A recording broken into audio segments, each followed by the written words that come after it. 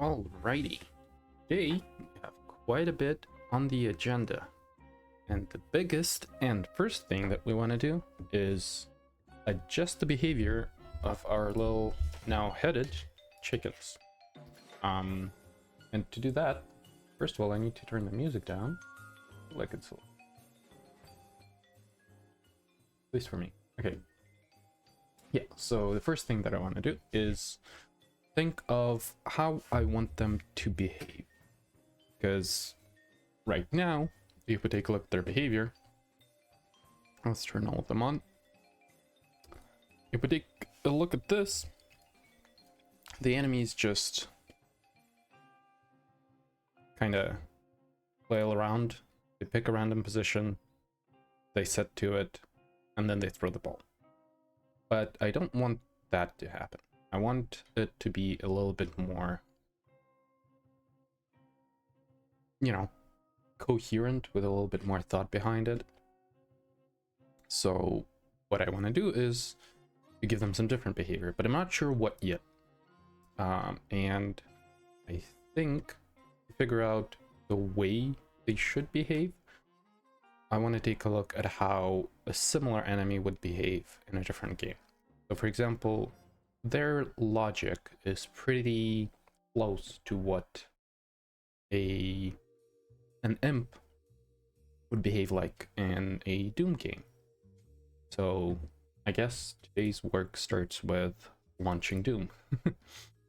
So let's take a look at that. I think I have it downloaded. Yeah. So I guess let's launch Doom and take a look at that. Oh, and it completely messed up my layout. Not expect that. Okay. Let me share my screen in a second.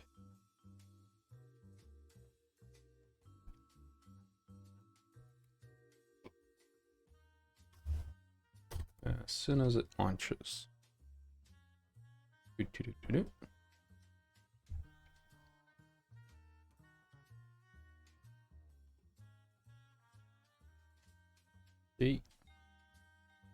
Let me put on the correct resolution and everything.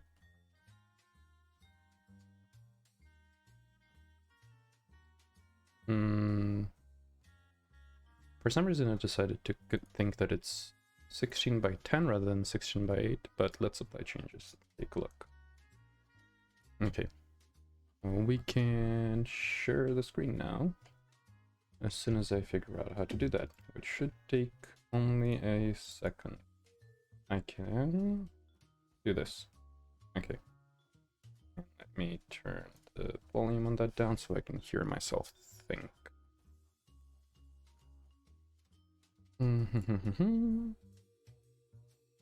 Doom, please be quieter. Okay. So let's see if it is working. Oop. Yeah, okay. Here we go. Let's just take a look at some imps running around to understand what they do. So let's get to an encounter and see what they do. Well, I haven't launched it in a while, so I have absolutely no idea what I'm doing, but that doesn't matter. Because the only thing we want to do is just look. So what was the key for the... Okay, see. So where are the imps? No imps yet.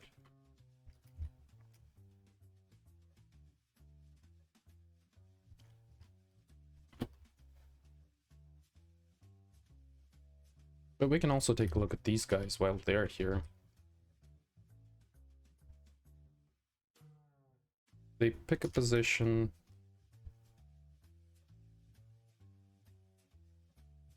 And what's the logic behind their position picking?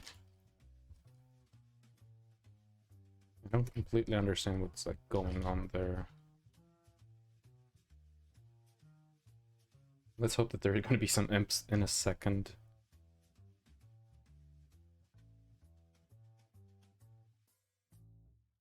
Sure.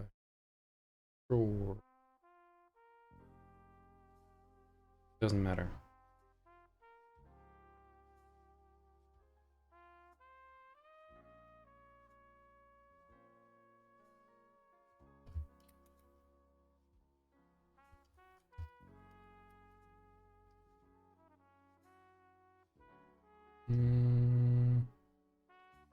The fact that it's telling me about a Mancubus weak point doesn't put a lot of hope in me.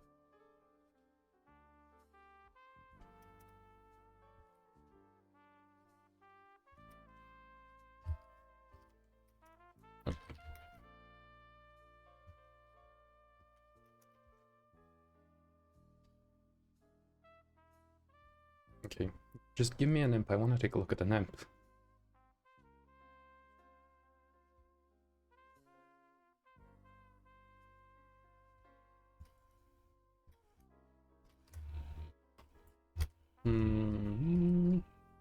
Again, no imps. Why is that? There's usually like a shitload of them.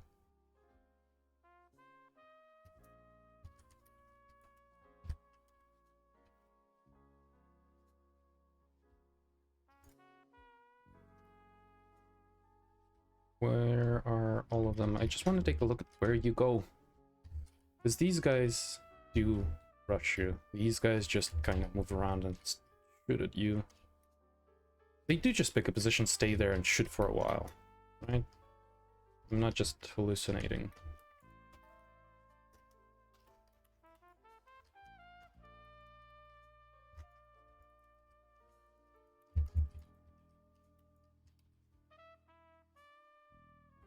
This one also picks a position next to you and just slaps you around.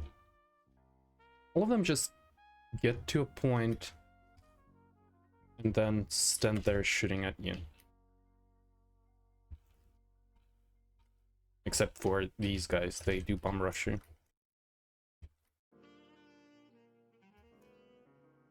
So I guess the only thing that we need to adjust is pick a position better.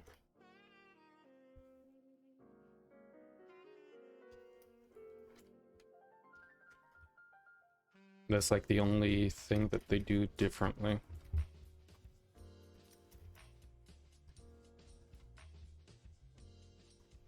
Yeah, I guess that's it. It's the only thing that's different about them. They pick a position in a more reasonable way, and they do more jerky movement, I guess. And they also don't really care about where relevant to the player they are.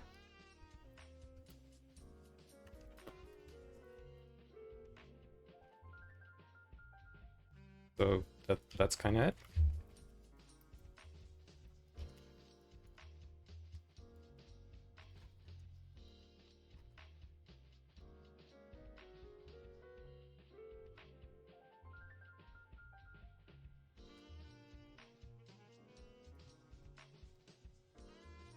Yeah, just pick a better position.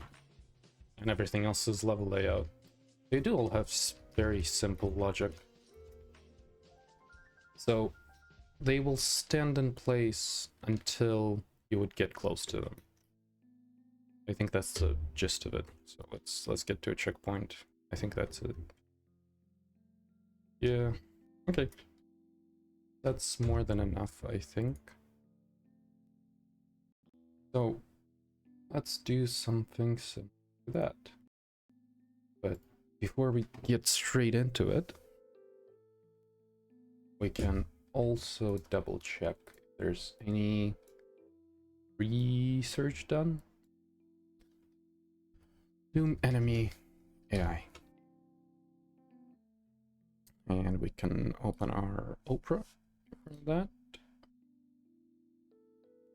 Let's turn this on as soon as it launches.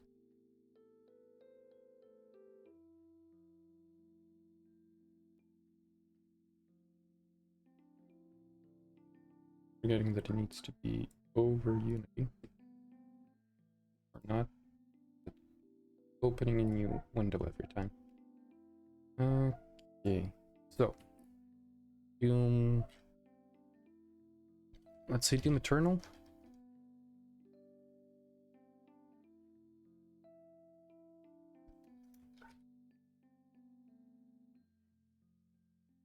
What's up with the eye? Both on the combat design philosophy of Doom Eternal. Let's take a look at that.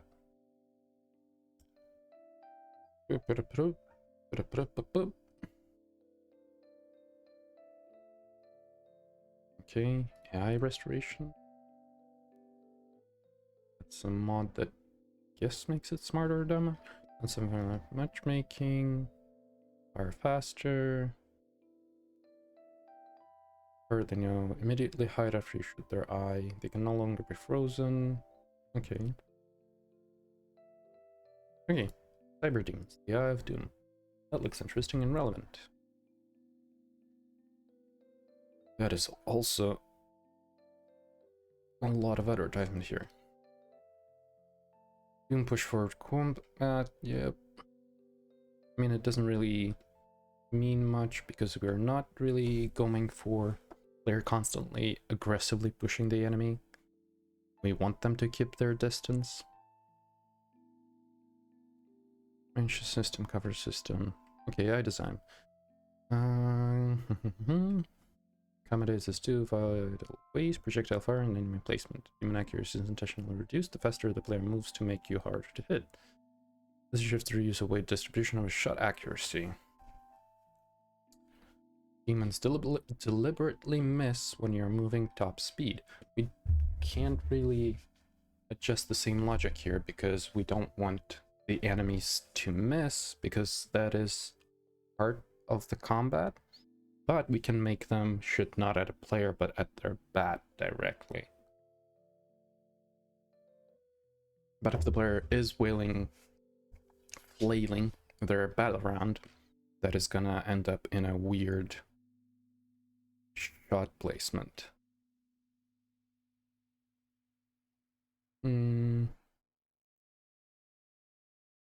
Requires a demon's asks to attack the player. This should be in a token system. Okay. That's interesting. So they don't all attack at the same time. That has its merit.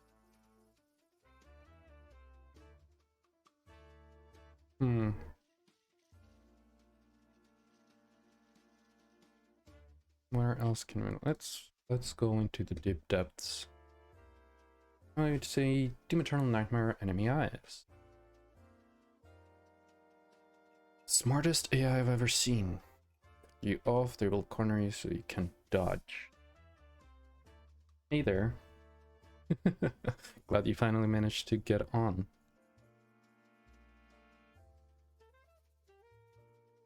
Oh, come on, I keep closing it when I need to go back. Up with the eye. There works. Non-tech token system that is collectively allowed. I mean, you're not that late, but yeah, I'm glad you decided to join in. That's nice. So I really like the idea of the token system, just so you don't get like spammed with attacks all at the same time. So I will yoink that. So I think that's good enough for now. So let's like put down what we know we want them to do. We want them first to keep their distance from the player. And right now we're only talking about the enemies that attack you from, like that they have ranged attacks. If we're talking about the simple grunts that are throwing balls at you, or theoretically in the future, the laser guys. The laser guys will also need to keep constant line of sight, so that's another interesting thing to deal with. But for now, keep their distance from the player. Don't bunch up. The next important bit is for them to do what? Don't attack together.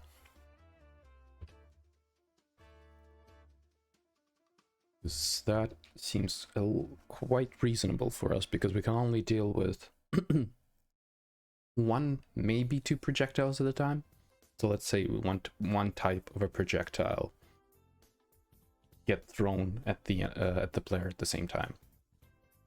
So keep distance from the player, don't bunch up, don't attack altogether. And I think that's a good place to start. That is enough for us to get to writing. So we have position setter, attack logic. Let's double check what we have in our attack logic, because I wrote that whole week ago and I don't have any memory of it. Okay. Basic aim attack logic. So reach destination, attack, spawn projectile.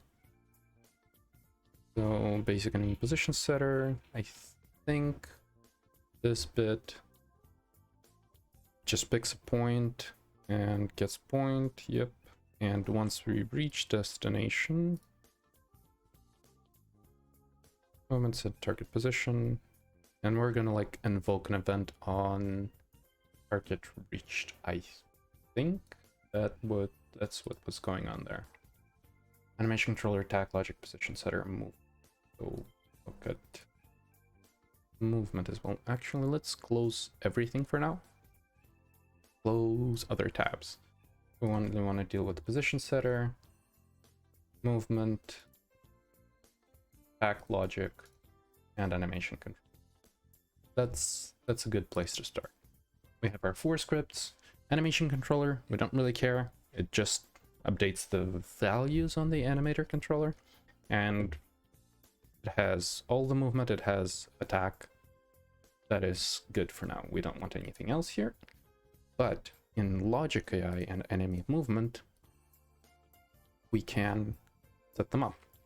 So let's create a manager to manage That's very intellectual of me, but we can create a new script, which is going to be create mono behavior script, which is going to be enemy attack scheduler. Okay, and we're gonna adjust that. So we're gonna have a private queue, right? Or do we just want to deal with the list? Let's do a queue because that is, I think, more appropriate. Queue of actions. That's a lot of different actions. I'm not exactly sure which one we want to deal with. 1 second, let me double check. With a very smart person sitting next to me, which is ChatGPT. Oh, I want to I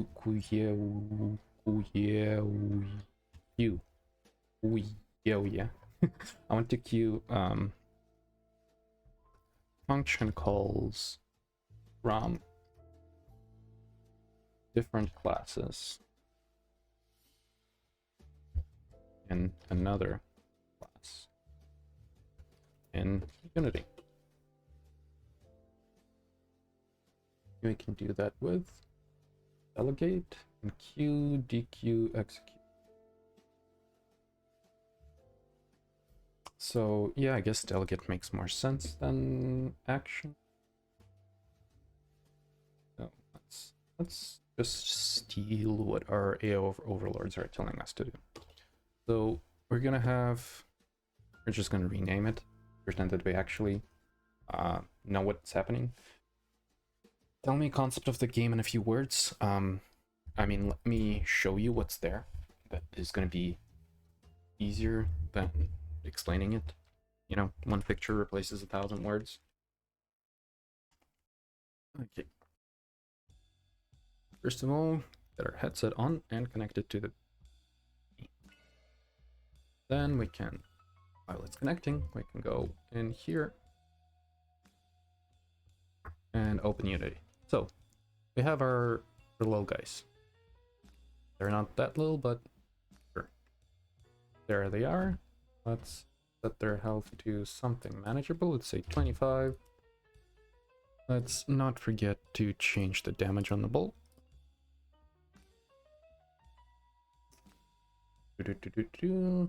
Damage 5, yep, so 5 hits to kill. So, we have here. Let's check that it's connected. Okay, we're all good to go.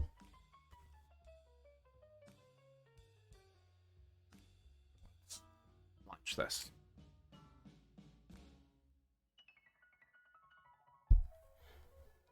Get off the floor. Need to remember to fix that at some point, but we have our bat.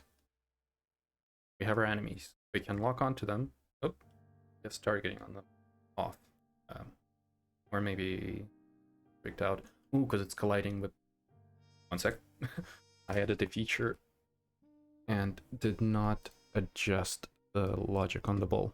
1 second. So we want this to also include ragdoll layer. Yep. Non-plasma, it should be good. Yeah, okay. We have our enemies, and he's throwing projectiles at us. We can either deflect them by just like bunting the balls without any force, like this, just deflected, like a nondescript laser sword from a Disney franchise, or we can eat it back at them. So we can like target our enemies with our eyesight, we can deflect the projectiles, and we can hit them back at them. Ideally, there's going to be another one with a shield to deflect laser projectiles, but it's not implemented yet because I don't know how to make laser pretty yet.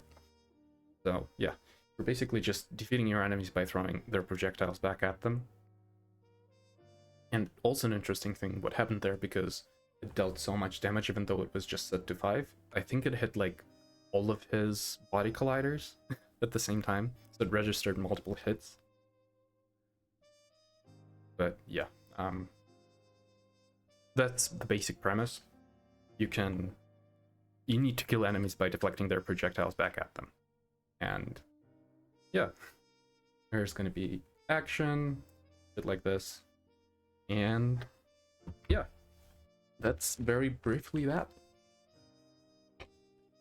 Block Sprite has some GTA San Andreas vibes. I mean, I was going with the Zelda, like the Ocarina of Time, I guess, because they're like one of the first 3D games, so they had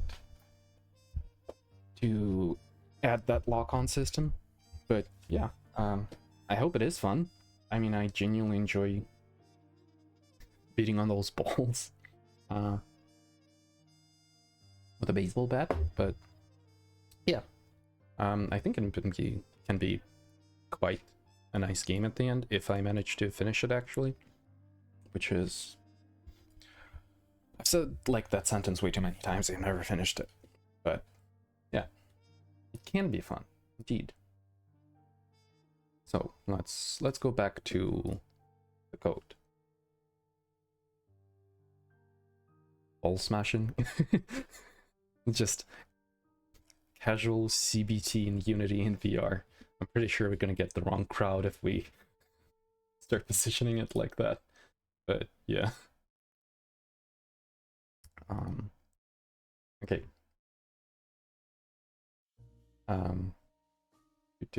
Yeah, let's get back to the attack.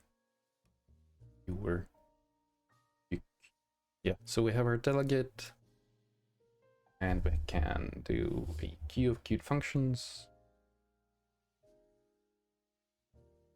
I also wanted to rename it to queued attack, but I guess it doesn't matter because we're queuing functions and the enemy attack scheduler is the name of the parent class, so that should be quite self-explanatory. I'm gonna regret that in a few days, but for now, it's all good.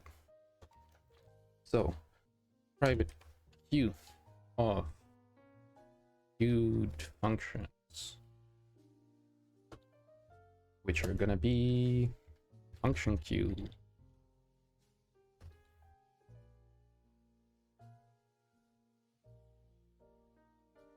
Yep, new queued function. We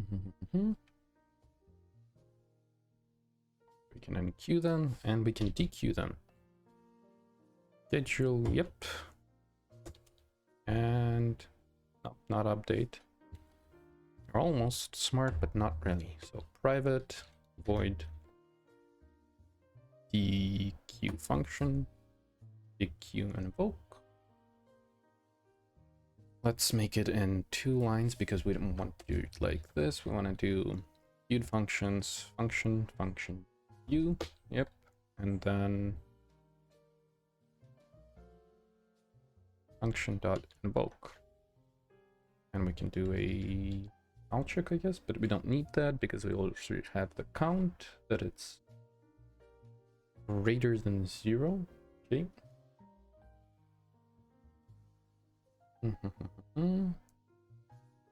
Let's make this a singleton.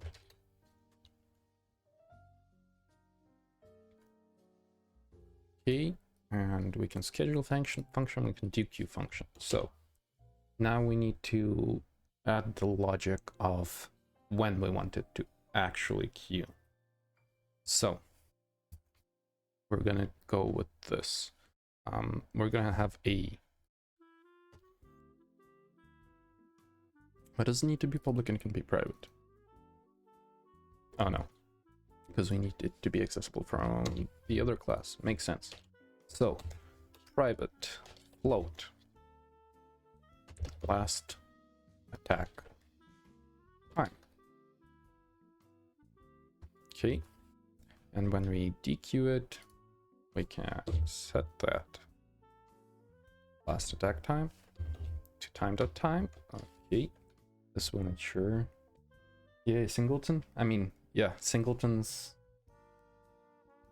are nice unless you are thinking about it too hard.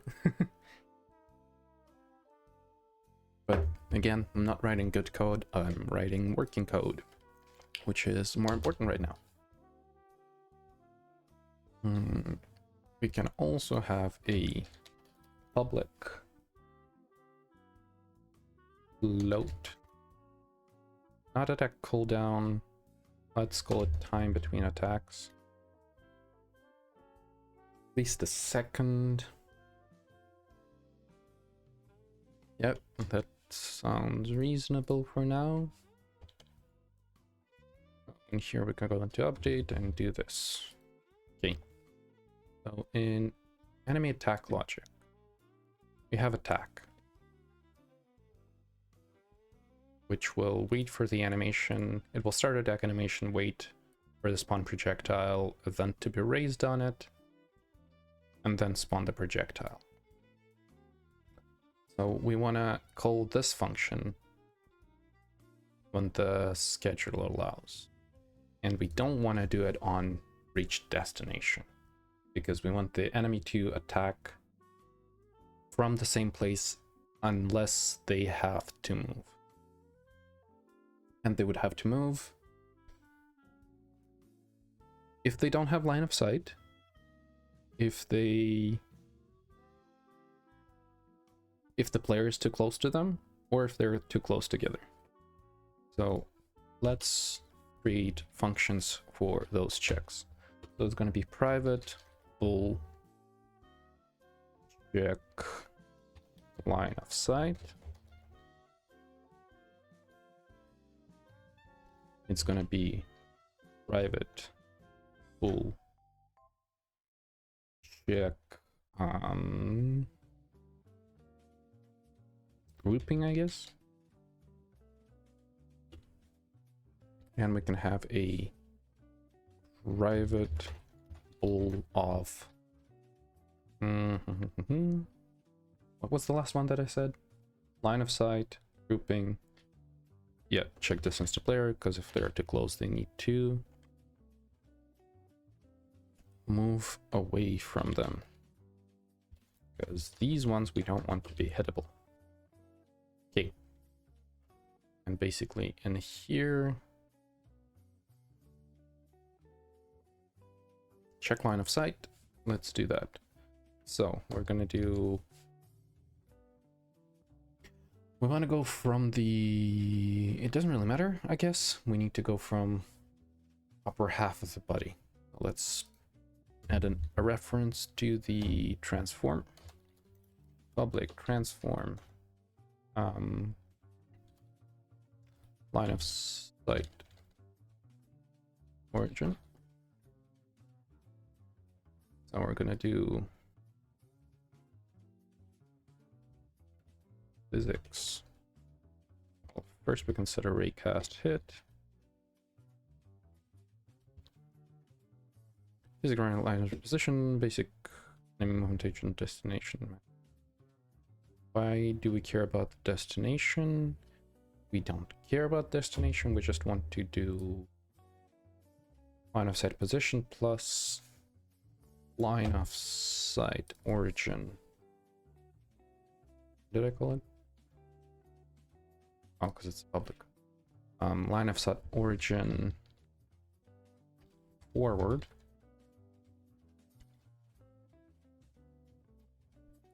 Okay. We also want a layer mask.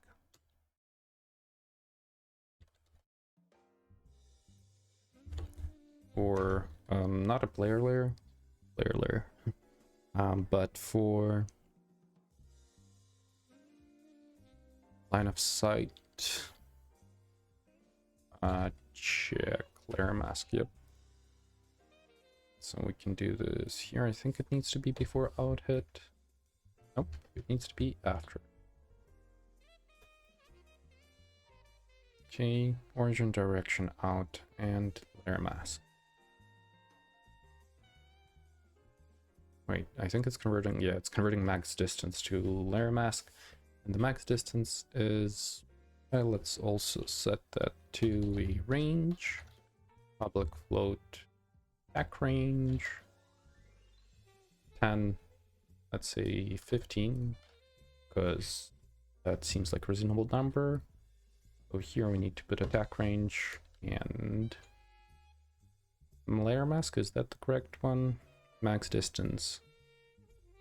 Hit info, max distance, layer mask. No, we don't want to fire forward. We want to take player position and cast it towards the player position instead of just forward. That doesn't make sense. So we want to do, I have some reference to the player camera singleton, so let's try and do that. I put that logic somewhere on camera. Camera data, nope. There's the cube.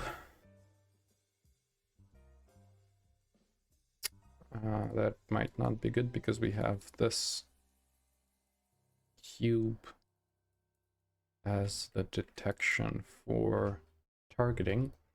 So this should have another layer. It's going to be what? Layer targeting. And it should layer targeting layer. But player target setter is the reference that we want to get to because it has the reference to the camera. So that can be useful to have.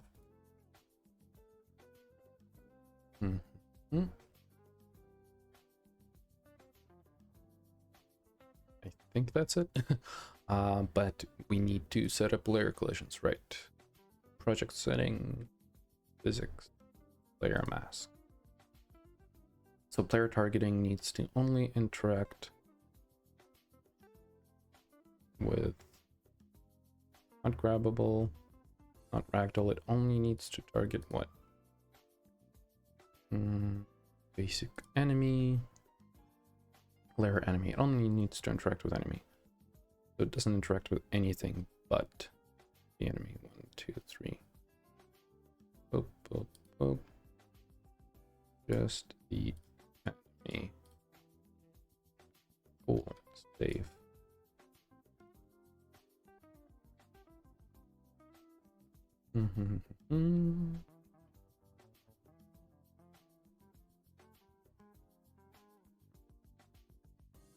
Yep. Okay. So now it's not gonna collide with the targeter. I think that's why the ball disappeared there. So before we forget, let's add exclude layers, enemy, ragdoll, and player targetable. Player targeting. And now let's go back to our code. Oop. Okay. So I went to Unity to find the reference to the camera and completely forgot about it. But it was player target setter, I think. Player target setter instance camera. Sorry, camera. Yep. Dot position. And we need to subtract that from line of sight origin position. So we need to do this plus this. That should give us the direction. Because it's forward. Position plus this position. I think that's correct. But just to make sure, we're gonna do debug dot draw line. Okay. Let's make it, yeah, red is fine. We don't need anything else here. So if we hit player, we return true. Else we return false. Okay. Check grouping. That might be a little more weird. So let's do it like this. Oh, 1 second, let me close the window because somebody's speaking really loudly under my window.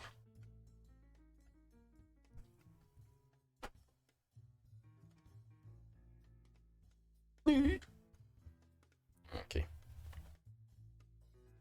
So I'm gonna do it with a find, I guess. Find a game object with tagged enemy. Yeah. I think they're all tagged enemy. Yeah, okay. So we find objects with tagged enemy. If it's less than this, yep. Else return false, but we don't want to hardcore the value of the grouping check. We can do public float. Grouping distance 5. Here we can set grouping distance like this. Check distance from player, and that is pretty much the same thing. I can check the distance to the camera. So if vector 3 dot like this, no, not less than attack range. We want to have another value again of public float player too close distance, which is sure, let's make it a little bit bigger than the grouping. Let's set it to 7. And here we can return false. Okay, so now if all of these are true, this is greater than player to close distance, yep. We check that they have line of sight, we check that they're not too close together, we check that the player is not too close. Then we can set a new destination. So let's comment this out for now. Let's comment this out. So we can do this. Let's do private. Let's make another function here just so we have a more readable option. So private bull can attack.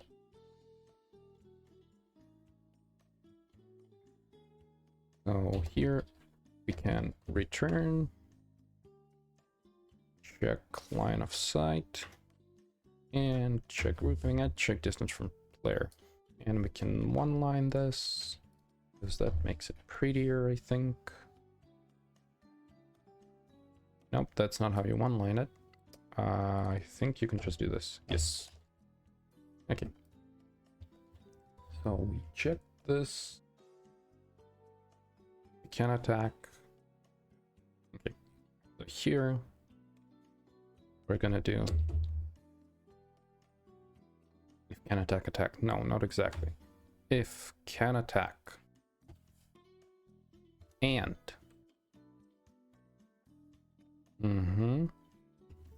if can attack, we're gonna attack. And if the time is greater than attack cooldown,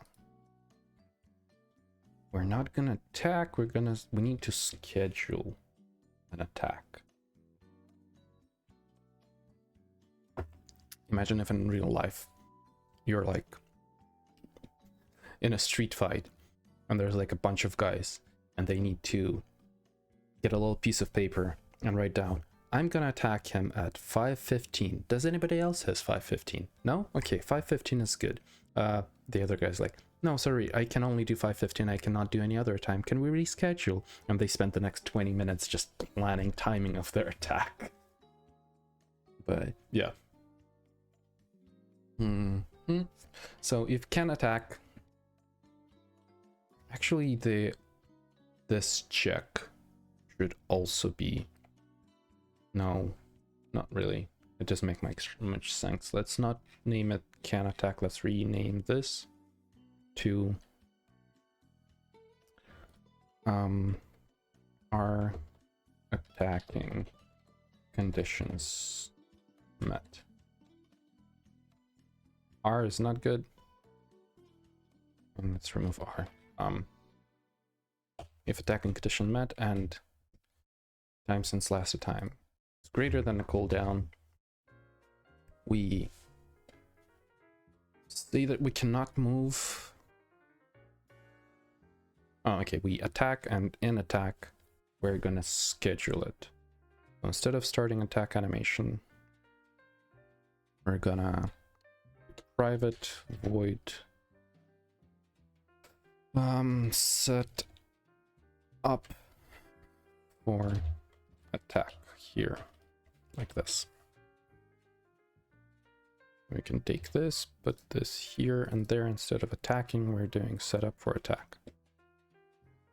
We lock the movement. And then we schedule attack to the enemy attack scheduler. So we're going to take enemy attack schedule, scheduler instance, schedule function attack. Here, time between attacks is 1 second. EQ schedule in update, we're checking if we can. Okay, that seems about right. I think that's good. So enemy attack logic is done. But if any of these is failed, we need to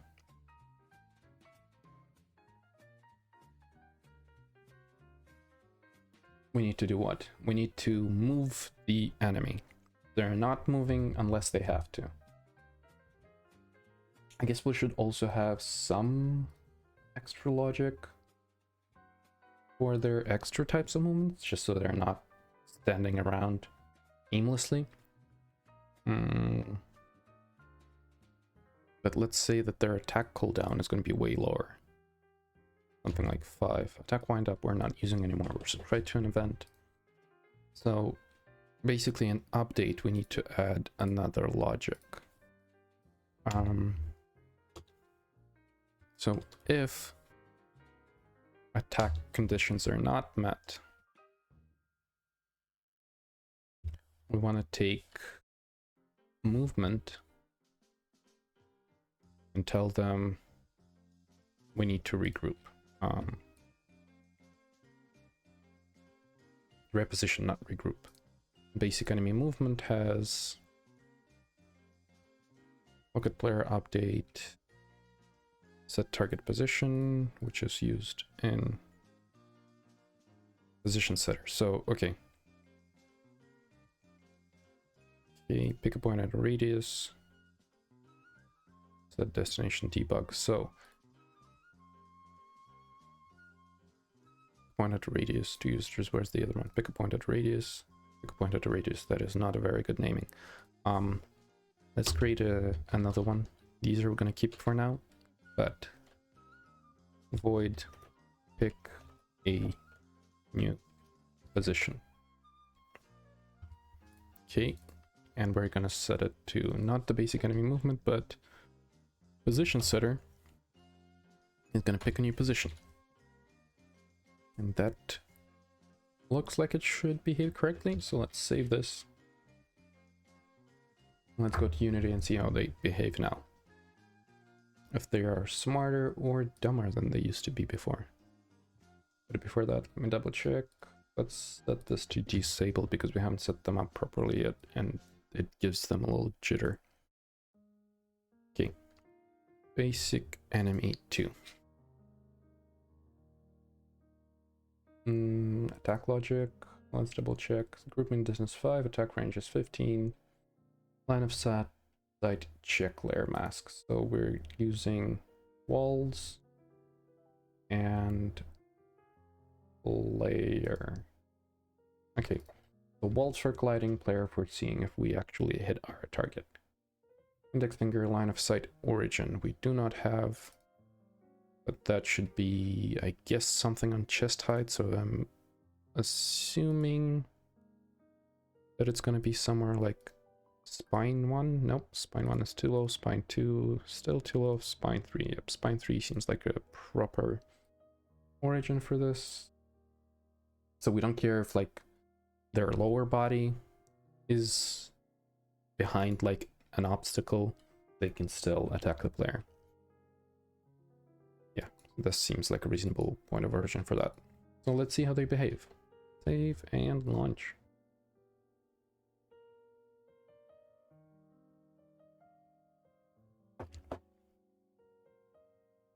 Oh, yep, good thing I drew this because it's definitely pointing in the wrong direction. And it is constantly swapping positions. Yeah, them picking destination is like me trying to pick something for dinner. I want pizza, no, I want donuts, no, I want Mexican. Yeah, that's not right. So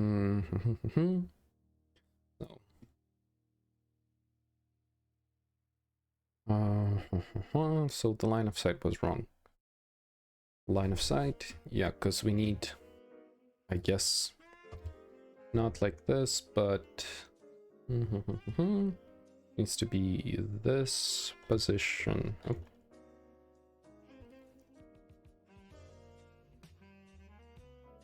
It needs to be, yep, minus this.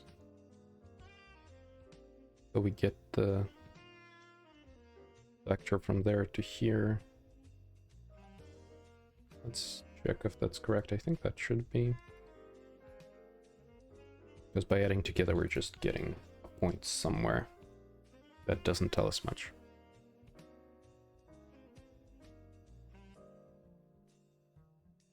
But we should also not set a new position if the agent is already moving. So it is still thinking that the position is not set correctly. Which is interesting. First of all, let's make it so he cannot set a new target if he's already moving. And basic enemy movement. Do we have a boolean for is moving? No. Let's add one. Public bool is moving. Yep, sure. That sounds about right.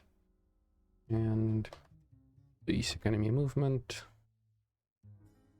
is moving. If not moving, we're picking a new destination. Okay. That seems right. I said that before, but nope, that's definitely the first time I said that. Okay, let's launch.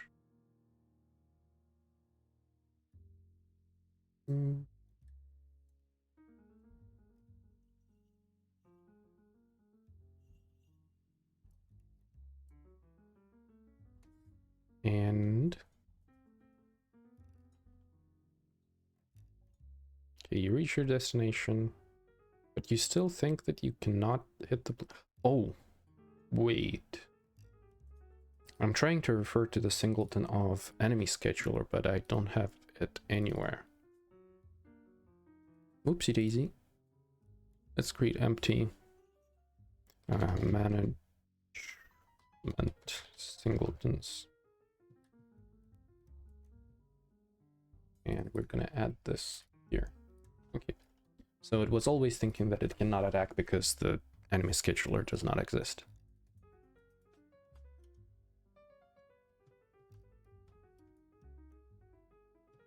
Okay. You failed line of sight there. What is going on? It's very indecisive. Which one is failing? Let's see. Let's add some debug breakpoints and see what is going on. Oh, true breakpoints. Oh, come on, let's squish this in a weird way. Okay, well, let's touch debugger and see what's happening.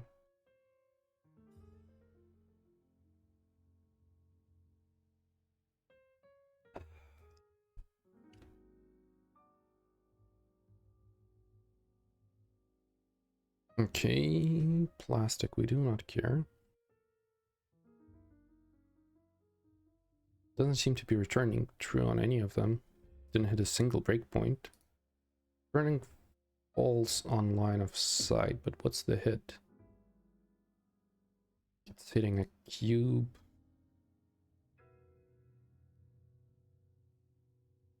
What? What are you hitting again? So let's wait for right here. So if we put breakpoints right now, we know that the line of sight is there. Correct? Yes.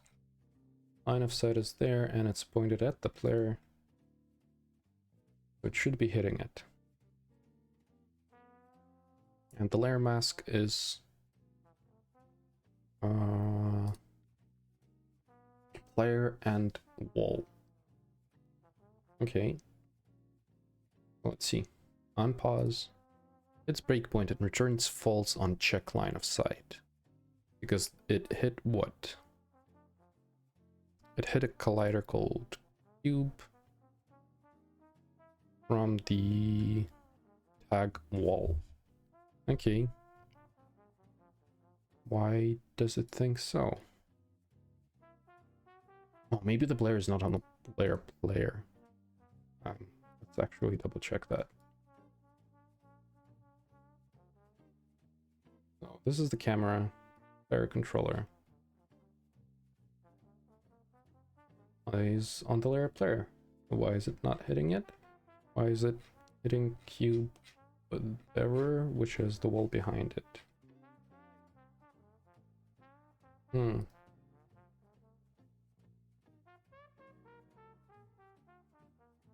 I wonder. Layer wall. Okay. Hit transform. Hit. Rigid body is null. That's correct. Like, why are you hitting the wall?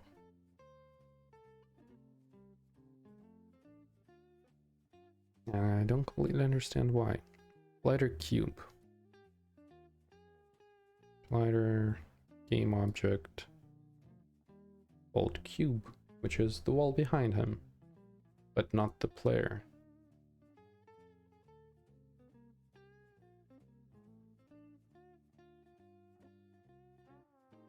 Why is it not hitting the player?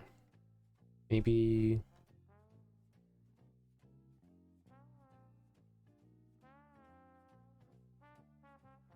Oh, it's aiming at the camera. And the player controller here, character controller, which has a collider on it. On a layer player 8, player 8. Here, mask, player, wall. Origin, direction, hit info, max distance, layer, mask. Doesn't make much sense. So we're aiming at a camera. What if we aim at the root?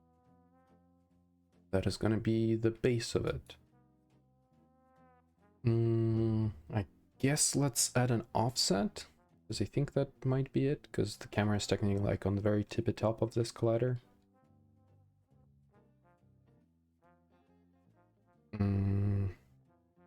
We're gonna take this.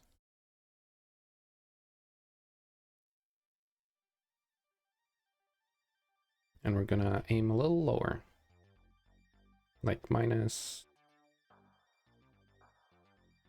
vector 1.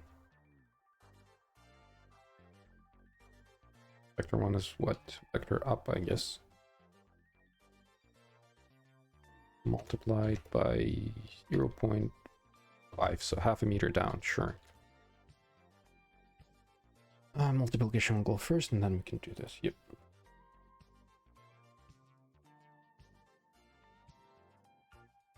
Let's see. Start again.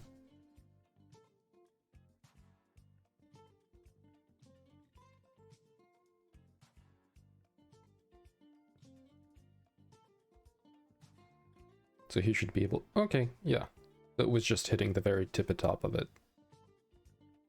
The only problem is that now he doesn't stop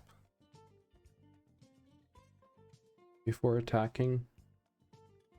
So let's add an extra bit of logic that he can schedule an attack only if he's not moving. So set up for attack, is movement locked. We do set that to true. Oh, we also... Attack conditions met. We also need to check that that they're not moving. So let's do this. And not moving. But let's set this in a correct order so it's the most optimal, because we want to have proper order of checking, so we don't want to do all of this if he just attacked. So if we put this first and this check is moving second, then we can minimize our stress on the hardware, so we're not doing this every time. That's considered code optimization, I guess. Let's see how that behaves.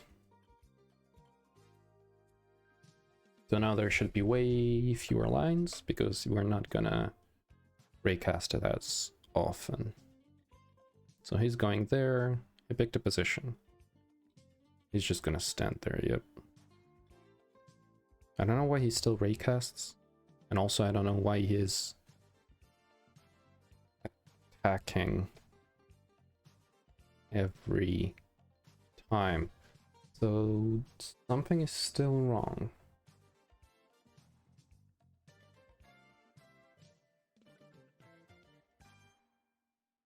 But what? So if not moving, pick a new position. If cannot hit and not moving, pick a new position. If you can attack and you're not moving and attack conditions met, set up for attack. Set up for attack, we do is movement locked to true.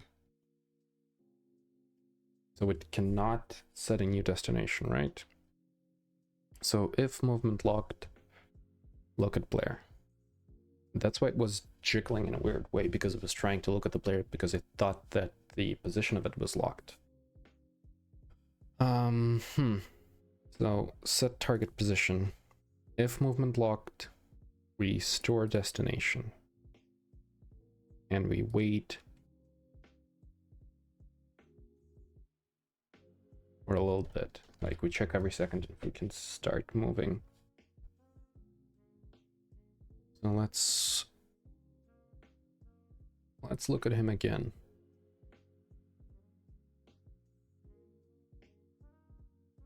So he picked a position. He got to that point. He attacked because they're... Okay, so he keeps attacking. I think maybe the DQing doesn't work correctly. Can we see what values are on the management singleton? Debug. Nope, we cannot because it's not serialized. Let's see here. I guess we'll have to check here. Oh.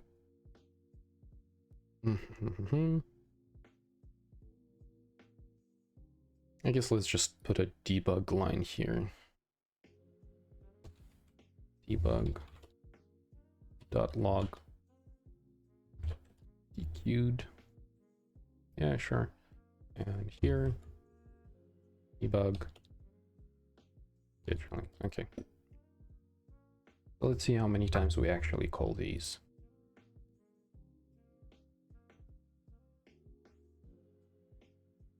And we can also clean our debug log because it's going to be messy because we have all of those angular velocities. Let's remove those.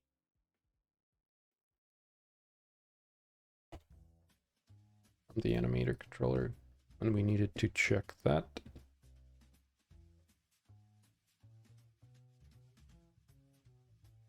Okay, let's remove and put it in normal mode again. Okay, so what are you doing? We need to restart it.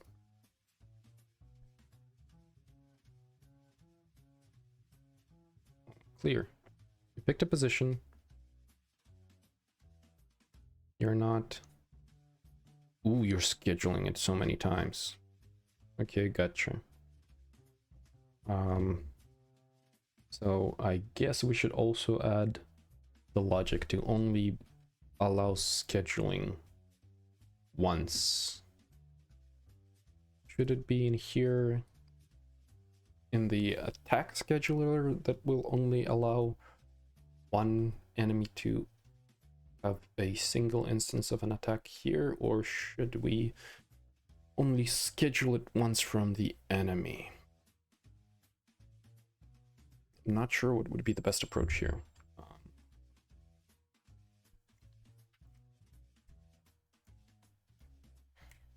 I keep making noises to try my brain work better, and they never work, but I still keep making them.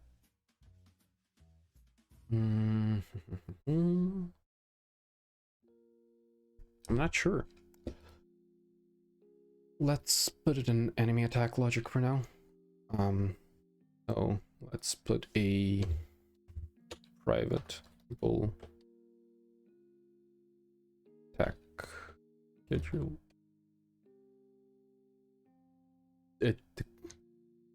Attack schedule is still incorrectly, but that's...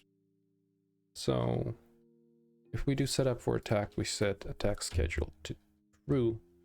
And here we also want to see that attack is not scheduled. And once we spawn the projectile, we say attack scheduled equals false. So now he should only attack once. So he will spawn, pick a position, go there, and theoretically he's going to stand there and keep attacking the player. Picked a position. Attack. Why did he move? Why did he decide to move?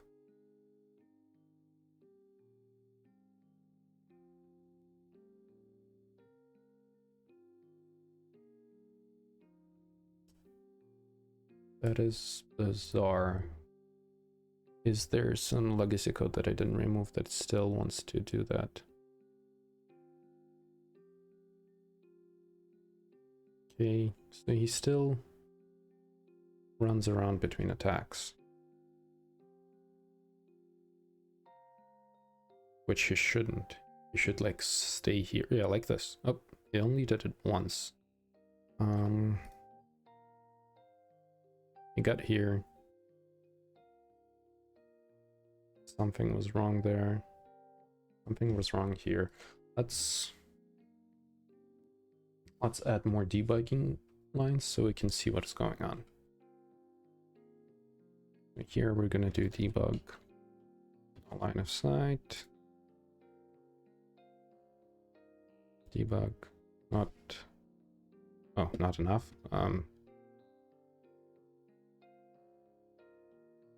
Oh, this should be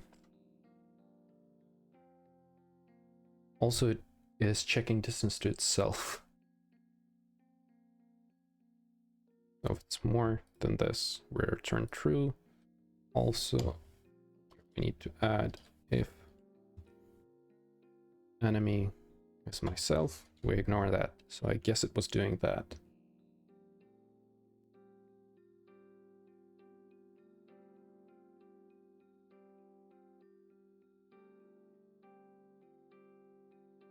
Let's very too close. Okay. Let's see if this helped.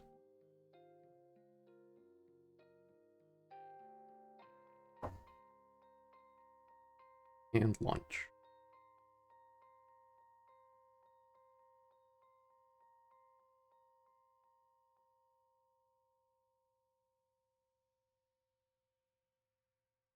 Okay, pick the position.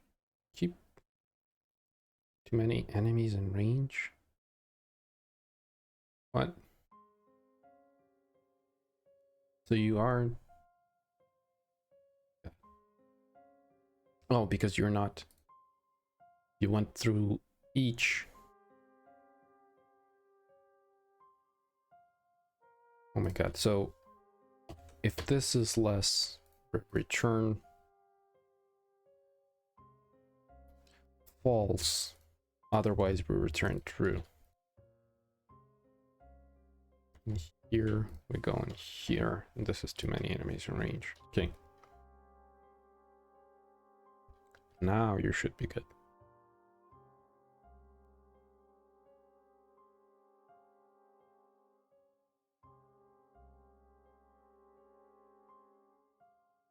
Pick the destination. Still too many enemies in range.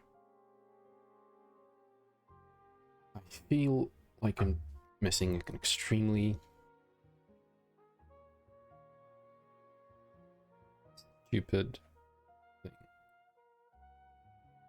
Like, how many enemies, like how many enemy objects even are there? Let's see.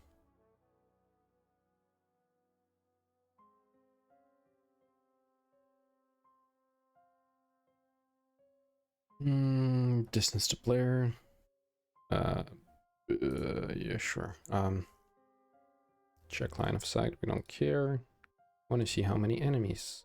So there are 2 visuals and basic enemy. Oh, because the child of it is tagged enemy. Where is it? Visuals. You are tagged enemy. And you shouldn't. Cool. And this doesn't also need targetable. Remove. Okay, so the child of it was also tagged with the layer with object with tag enemy, so it was thinking that it was always inside another enemy.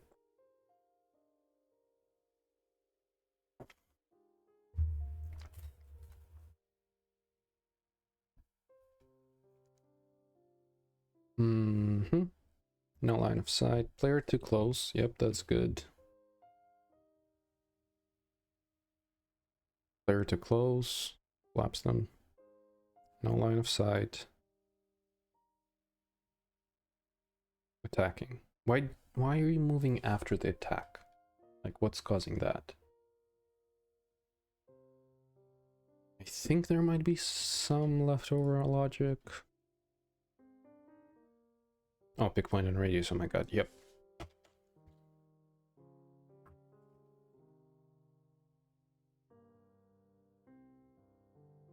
That's pretty much it. That was the issue, apparently.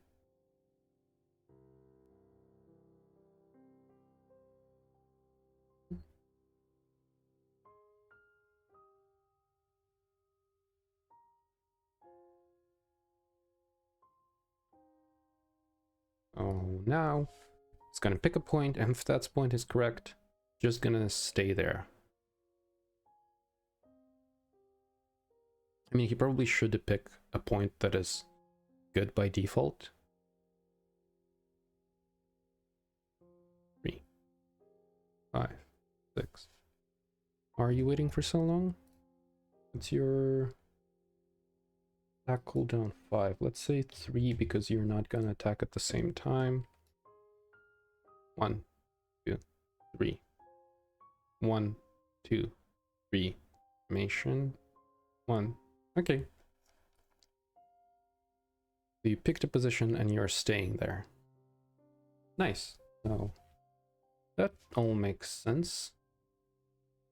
But if the player comes too close, let's move the player closer. We cannot because it's a VR object, so it's like linked, so we can do it like this, I think. Nope, it's still trying to put it on the hand, so let's put on a headset and see how he will behave from the player's point of view. So let's save. Let's save, clear. Let's make this big and let's take a look on how that looks in game.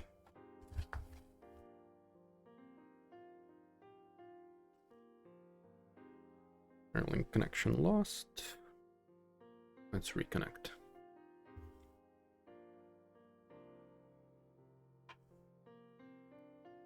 Are you lost again? Come on, you can see my hands. You can. Why do you keep thinking that I'm holding the controller? Punch again.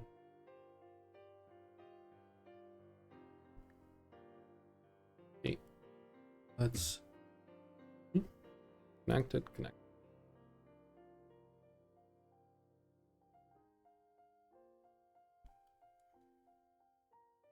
Reset. Okay. He picked a point there and he's gonna stay there. Oh, I forgot to reset his attack times to be smaller. Let's say 3 seconds. Again. Okay. Grab the bat. Okay. So. You are standing there. But if I get closer, you're gonna be like, I need to move. And move. He can maybe also move when he's attacked. How did you pick this point? Okay, good. That is good for you. Yep, that's all parameters met. So you will stay there. But here I am coming towards you. And you're going to be like, no, I don't want to be this close. Yep, let's run away.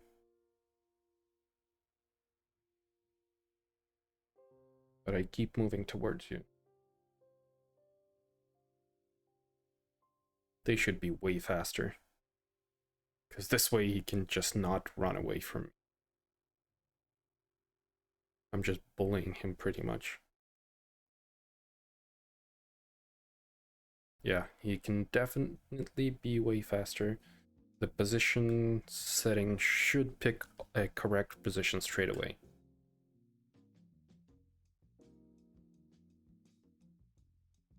And I want him to jump. I want him like to jump down from there.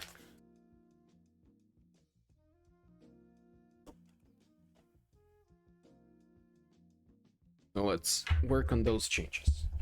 First, save this as 3. Second, make him twice as fast.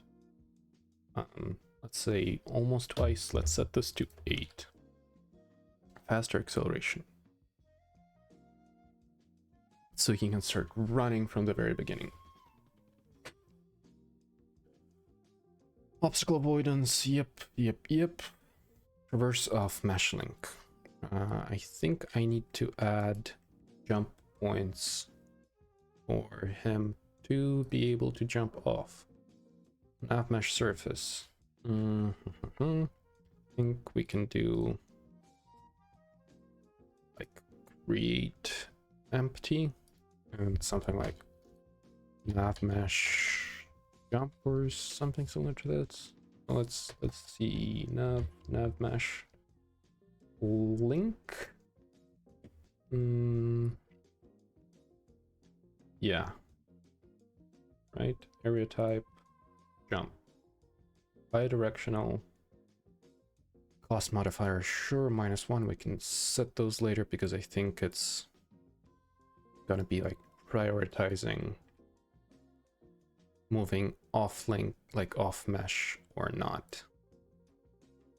So let's create empty, edge 1,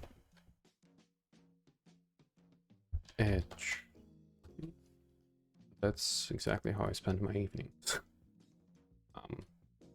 Okay, so edge 1 going here, edge 2 up and over. So theoretically, he will be jumping. Like, I mean, there's probably a more appropriate way of doing this. So like something like this can be set up automatically. Let's see if he will jump down this thing. I think he should.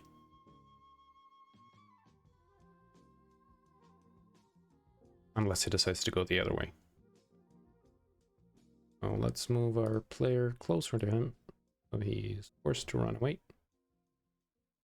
Nope, I don't think the actual player with this. Oh, this thing needs to move? Yep. Okay. I went in there. Let's pause and move the player closer. You can undo that. Damn it.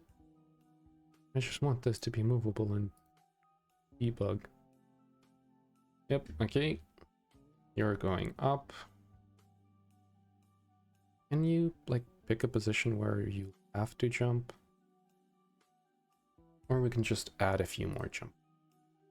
Or, wait, I might have not. Do I need to rebake it after adjusting the positioning? Nav mesh bake? No? Can you even jump as an agent?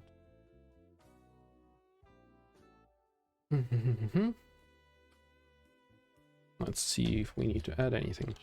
Nav mesh agent unity jumping.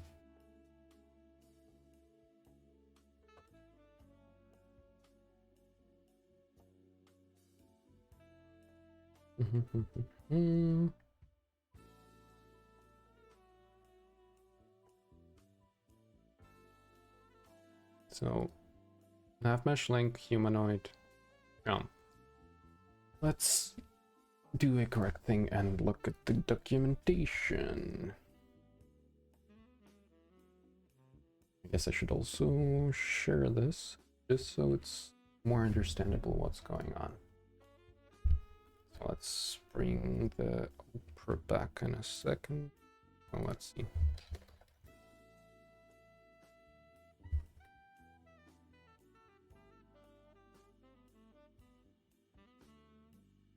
I'm gonna open some text just so nothing weird comes on the screen.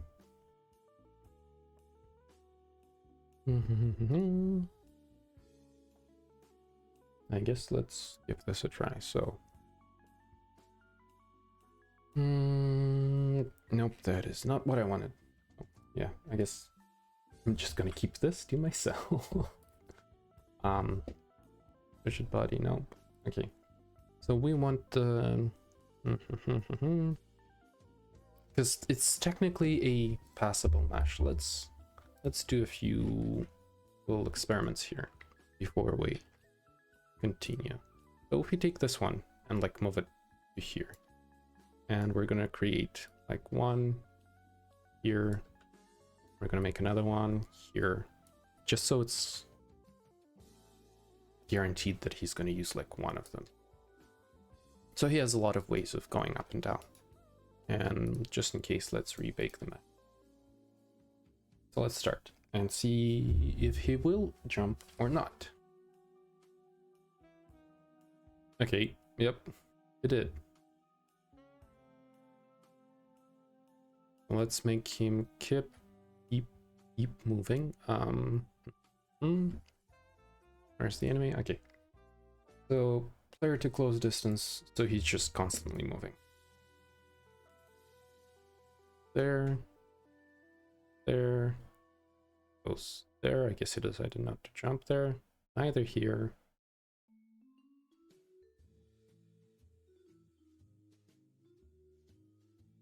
Now I'm confused. He wants to go here. Ah, my god. What's the radius thing? Position stated. Target radius. Make it bigger so you always try to get on the end. Too big. 60. Yeah, sure.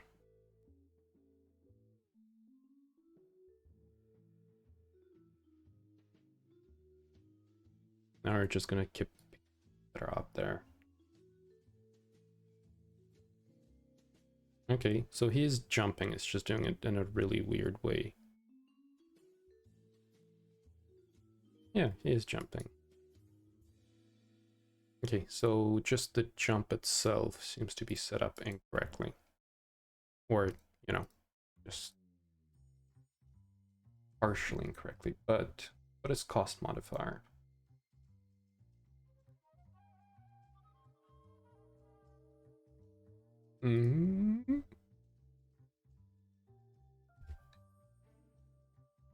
Nav mesh, link, cost modifier.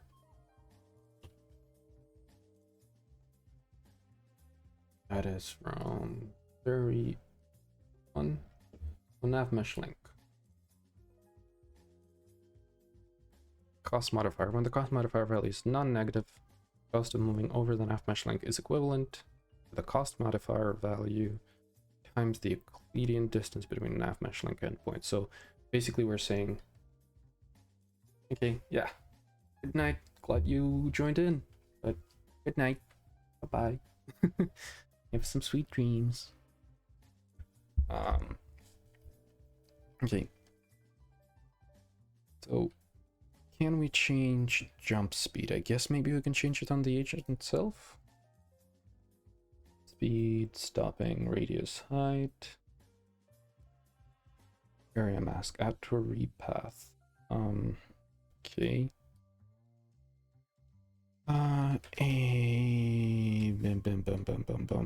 Nav mesh agent. Let's see if he has any jumping parameters. Unity 3D mesh. Parameters.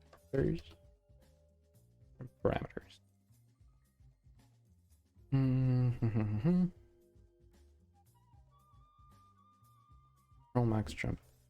Okay, let's try stopping to reading documentation and let's just ask ChatGPT. That's gonna be better. How can I change the jump speed for Unity nav mesh agent?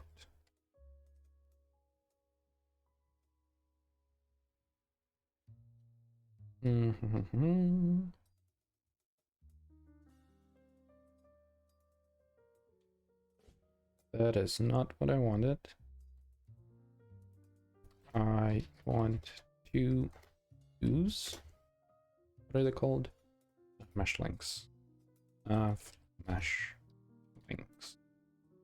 Or agent movement across gaps or obstacles. Set up the nav mesh off mesh link. And create off mesh link components where you want agent to be able to jump. Configure the off mesh link. Start transform and transform. What is width? Like, what is the width change? Ooh, okay. So this makes the entire edge jumpable instead of just single point. That's nice. Okay, that's good to know. Cost modifier, we don't care. Excuse me. Configure the off mesh link. Script the agent's movement. Create a script to handle agent behavior when it reaches off mesh link. Okay.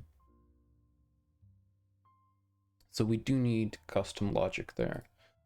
Because if we keep it like this, I guess he's just gonna constantly...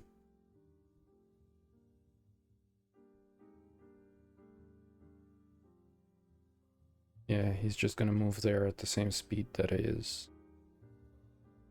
Or he's just like instantly moving.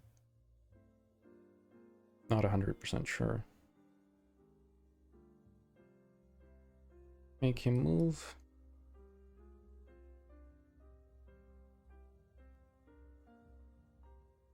Oh, okay. Player to close.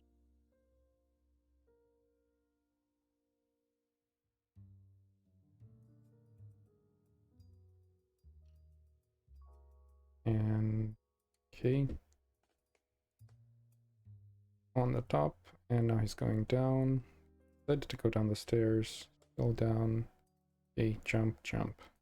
Yeah, the jump speed. Maybe if I change the cost, it will change the speed at which he's moving? Or is it just... Okay, seems like it's a little slower. But like he's gonna completely ignore them if... Nope, it doesn't seem like he's slower. Let's set it to something very high. 30. Yeah, he's still 300, 10 times more.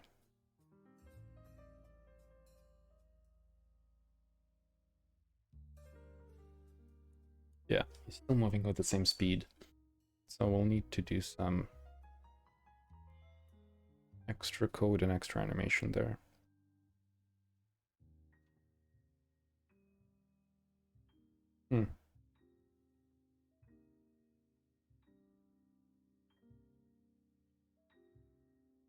I mean, it's cool that he can path now, but it's just weird that I was kind of thinking that you would be able to adjust the speed in some way here.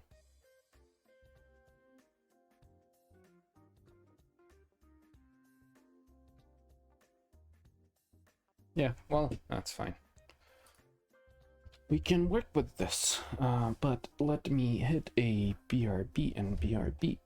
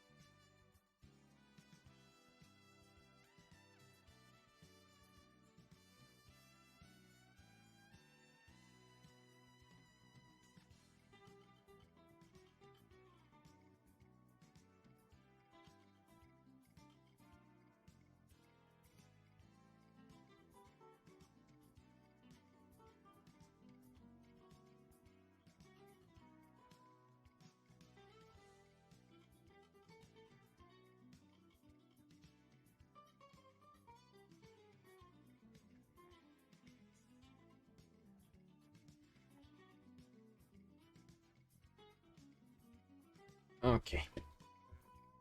So we almost have the correct behavior for him, but now we want to add jumping logic, apparently, because I was too bored with making the AI.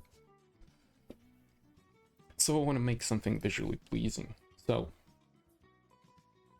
we can have basic enemy movement do some of our stuff for us. Let me open the documentation here and ChatGPT so we can talk to all of them at the same time. So we want to go into our basic enemy move,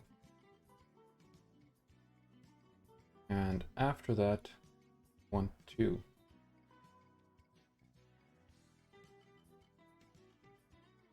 traverse off match link. Let's see, basic enemy auto traverse off match link off, because we want to have a custom animation for them. Okay, now we can go back to the code. So this is here, and okay, so in update we want to check if our agent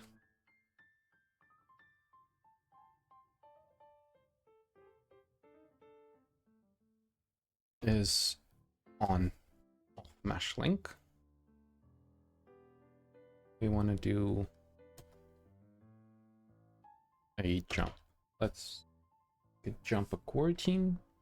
We're gonna have a private enumerator. Jump. I think this will give them quite a bit of life. It will feel more interesting. So we're gonna do jump. We have our agent. So we're gonna get an off mesh link data. We're gonna get from our agent. Okay. We're gonna, yep, start position. Why do we want vector 3 up? Base offset, okay. So that makes sense. That is just very, that is like exactly the same thing that ChatGPT suggested to do. Like they're on the same page, which is good. So, yep. And we can set these two values, make them public so we can change them in runtime.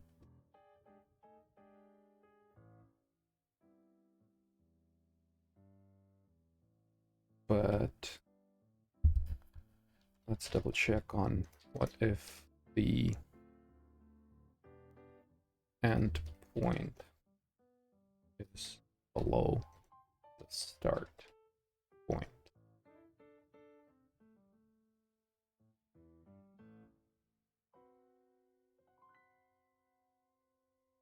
Some adjustment to ensure the jump looks natural. I mean, let's take a look at how this looks right now. If is on off mesh link, start coroutine jump. And it seems like we're also gonna keep jumping. So let's add a private boolean for that. Private bool is jumping. Here we're gonna set is jumping to true, and once we're done, we're gonna set is jumping to false. Yep. So if we're on the link and not jumping. Okay, so he's gonna do a little sinusy thing. Not sinusy, like a paraboloic thing. Let's see how that looks.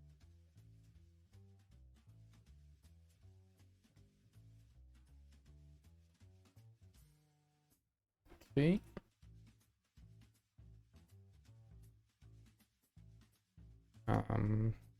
Let's turn on this to see what position he's picking. Okay, you picked position, so we need to change your parameters to make you constantly moving. So like no matter what you pick, you're always going to be too close. And let's increase your destination range a little bit, just so you will also pick points that are on top.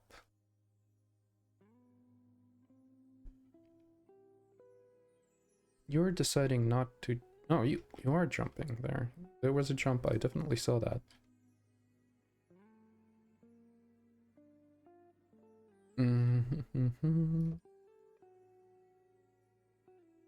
Okay, you are jumping. Just, it looks wonky. Up, down, yeah.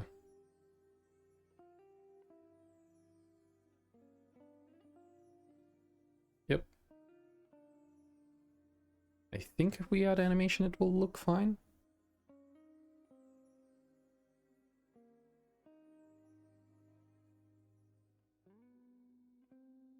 Because, like, yep.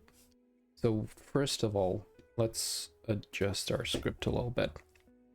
So, jump. First, before doing anything like this, we want to say, not look at player, because technically target position, we can just look at, let's refactor this to change it to be more reusable, so we can rename to look at point, at the point. Okay, so we can do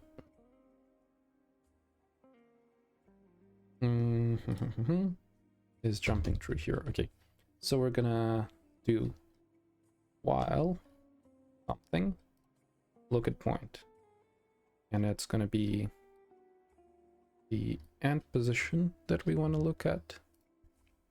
So we're doing this. Look at point is vector 3. Yep, we're gonna look at point end position.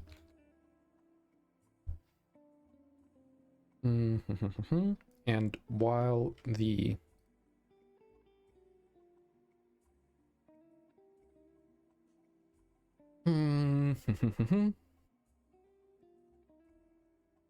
let's add this here. So angle, create a bar, angle difference, agent transform forward, and I guess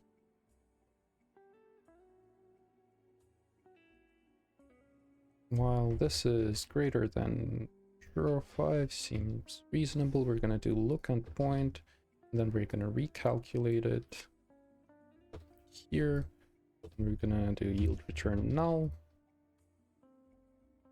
So it's gonna get to the position, look at where he's supposed to jump, and then he's gonna jump.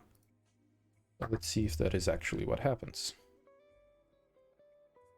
Also, before we do this, let's add a debug feature to this thing, where we can manually set a destination instead of relying on changing parameters back and forth, because I think we're gonna have to do this quite a bit. So let's create a script for debugging navmesh agents.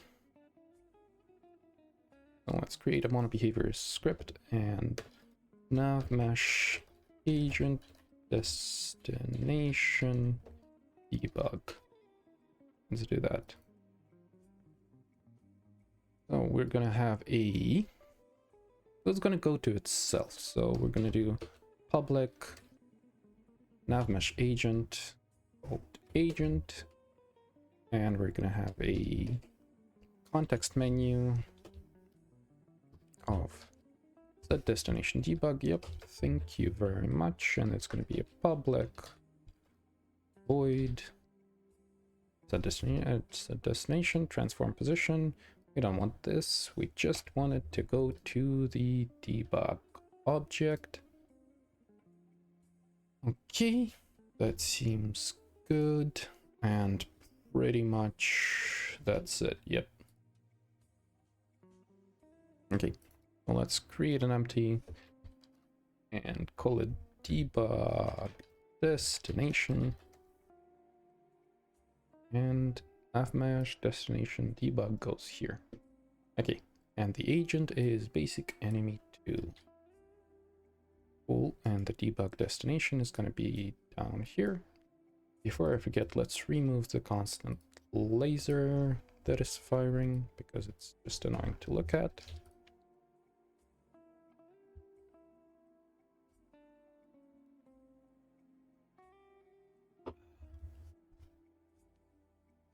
Let's clear this, disable all warnings, put this here, pause, launch. Let's turn these on. So if we want to set this as a destination, E will go here. Ideally, he will jump. Let's try that. Clear, set destination debug, unpause. He decided to attack there. That destination debug.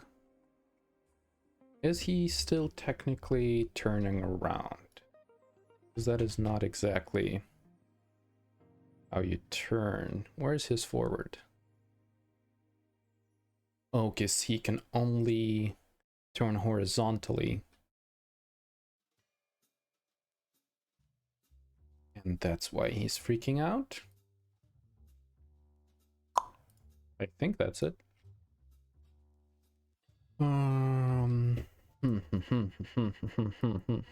Okay. So I think because like the angle will technically never be 5 because it's underneath him, we just need to take a projection. Basic enemy movement. So this is always gonna be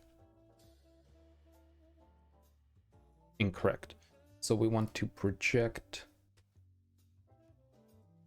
this on the horizontal plane. So it's going to be projected. Yeah. End position, start position, end position. So we're only looking at Z and X components, and the Y is going to be on the same level. That seems about right. And we want to do it like this, and we also want to do this here. And this angle difference is going to be like this. I think that's it.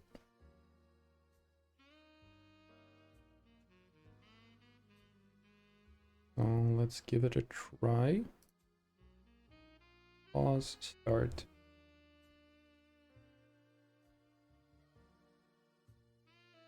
Destination debug, and pause.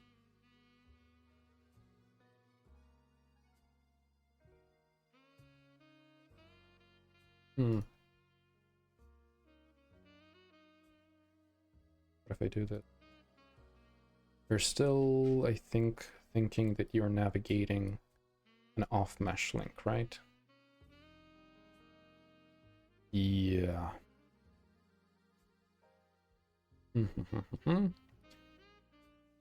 What am I missing here?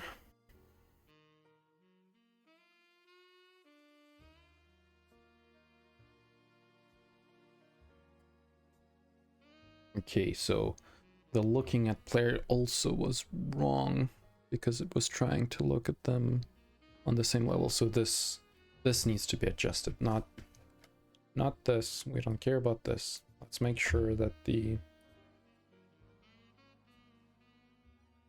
excuse me. Oof. Bless you, thank you.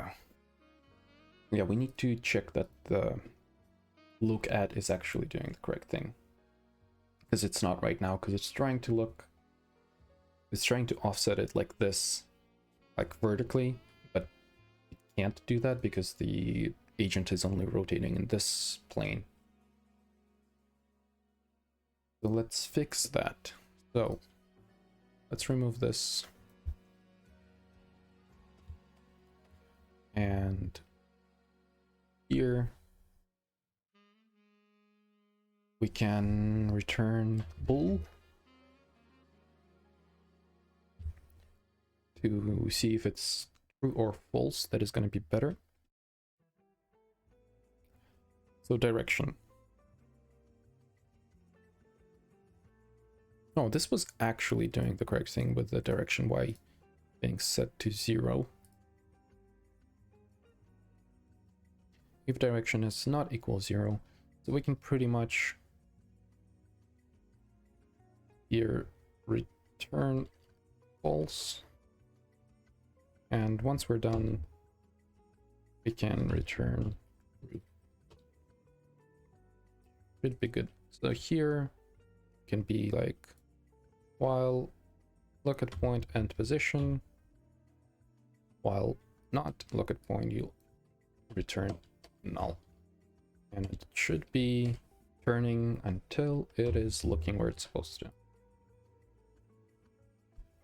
I always assume that things are gonna work, and if you say it confidently enough, it is gonna work. So let's give it another try.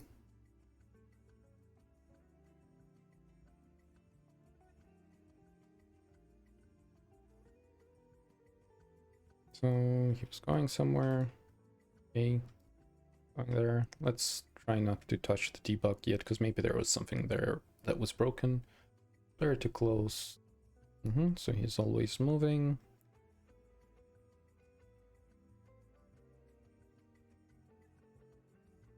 Let's increase the range.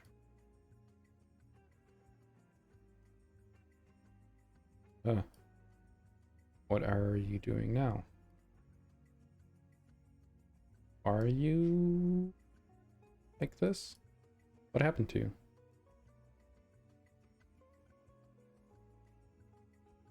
You were just constantly changing your position. Let's restart this.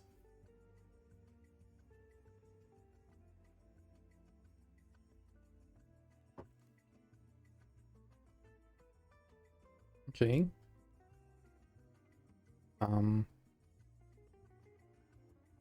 What broke? I think the look at player is wrong. Maybe? Not 100% sure. But so pretty much we were doing if movement locked, we do look at point.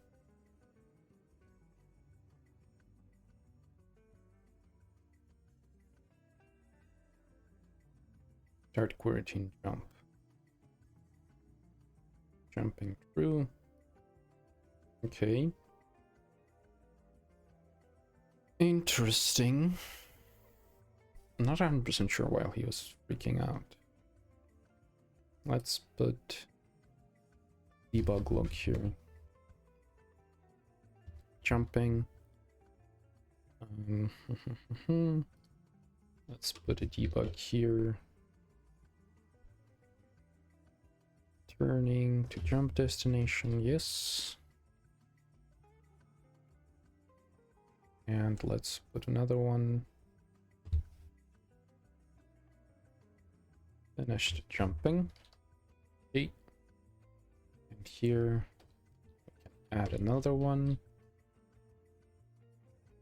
Looking at player. Okay. Now we have quite a few debug messages. We can do it with breakpoints, but since we are doing it visually, it might as well be nice to see them in the console. So let's clear and see what you're doing. You're jumping. Looking at player, no line of sight. So you started jumping. Turning to jump destination is never over. Okay. That is good info. So turning to jump destination is never over because this never returns true.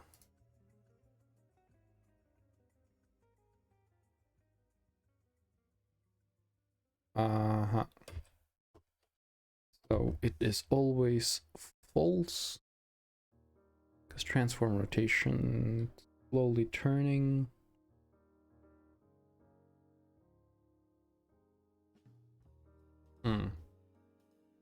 Not entirely sure what's going on. 1 second.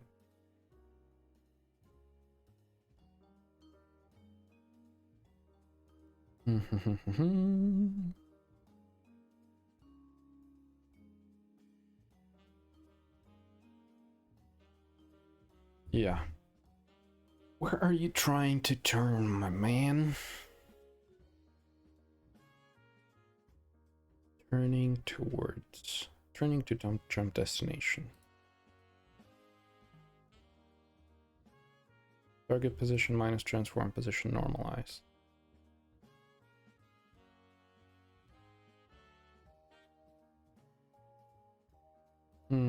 I guess it shouldn't be like this, but it should return transform rotation equals look rotation.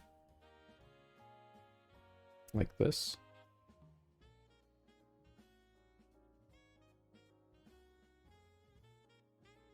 I mean, I think like this, and here we're just gonna return false. Maybe that's better.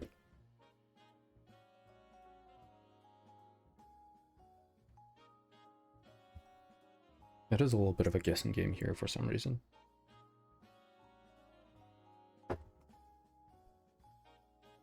Okay, player to close, so it's always to close.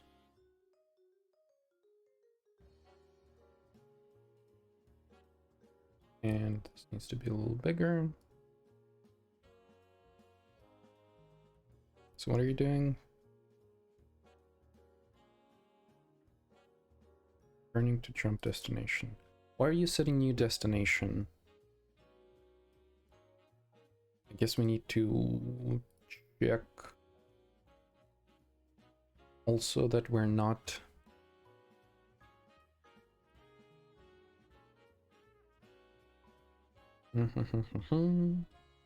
it's like we're checking that we're not moving, and technically it's not moving. So I guess we also need a reference to if we're on an off mesh link. So is moving should not only be this, it should be bigger than this, and agent is not on off mesh link. So if your speed is high, you're considered moving. I guess that's it. Maybe there's, yeah, I think that's it. So it's not going to try to set a new destination while you are navigating an off mesh link.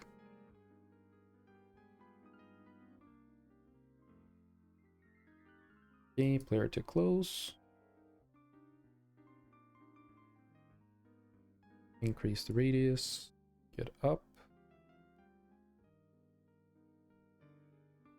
Why did you not jump there? Was that considered too difficult for you? So turning to jump destination, turning to jump destination, turning to jump destination. So you were constantly doing that.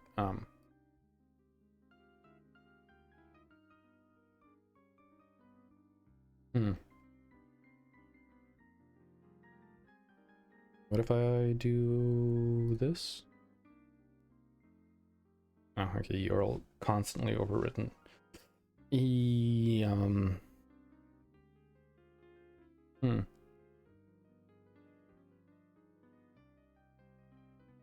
I think we did it in the wrong place.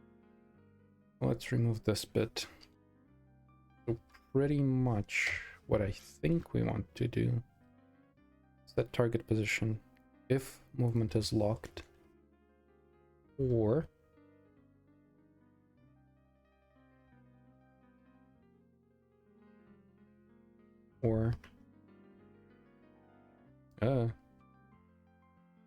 like, okay, yeah, that makes sense. If we're already moving, we don't want to do that. Or is jumping, we don't want to do that. Okay, this seems more reasonable.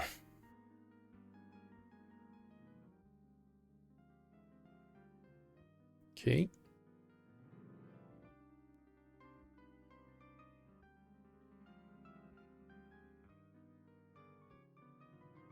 They're too close, so you're always too close. Set a destination. Increase the radius.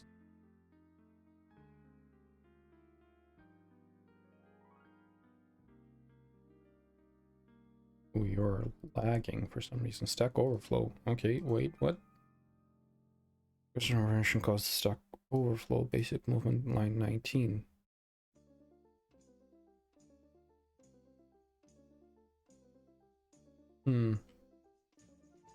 We caused this stack overflow, which is cool.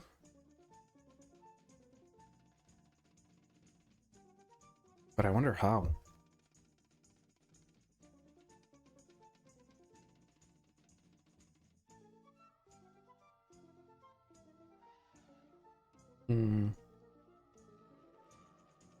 I guess we don't care if we're moving when we're setting the destination. We can change the destination mid-run.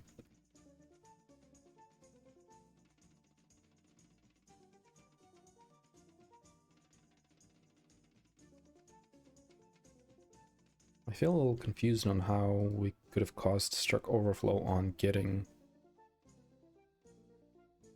the spool of is moving.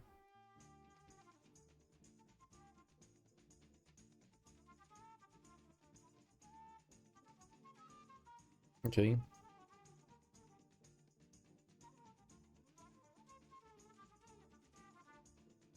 And it hanged again.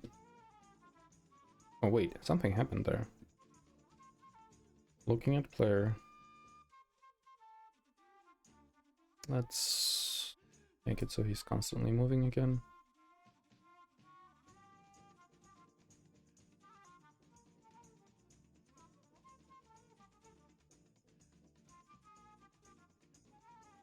A little bit bigger.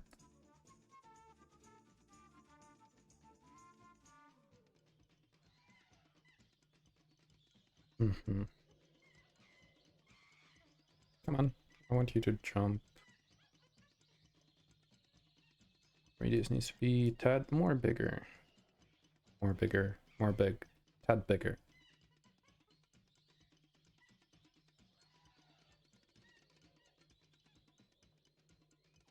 Okay, that's a correct destination.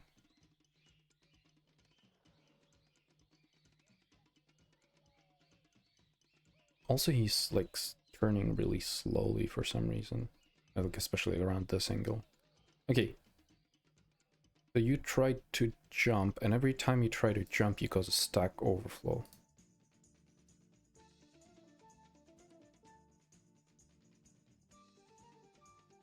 Start quarantine, store destination.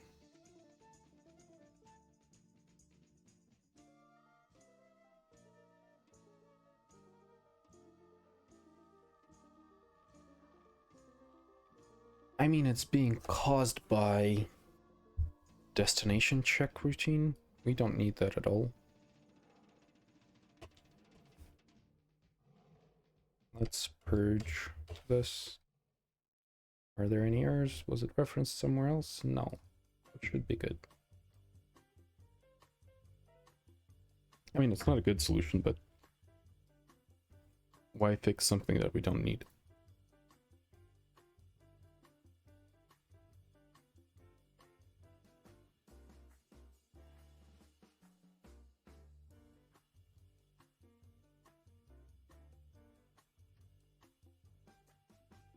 Okay.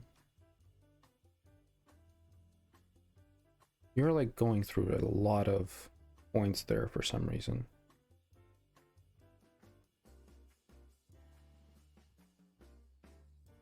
Yeah. Because you're considered not moving. I guess that's because we're checking just for velocity on is moving rather than is destination reached.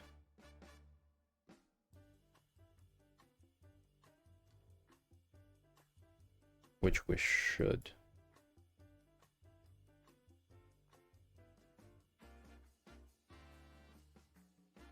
Also, we should change your angular speed to be higher. Because you're like struggling to turn where you're supposed to go. Not this high, but more reasonable. Okay, you jumped. You actually jumped.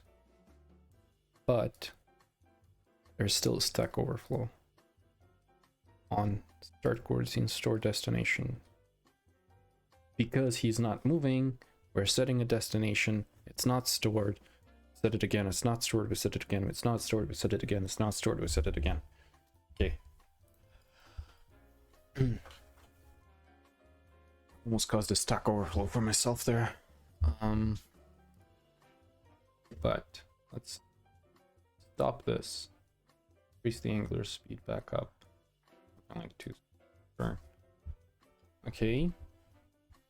And now we need in here, instead of checking for velocity, we can do agent dot is stopped.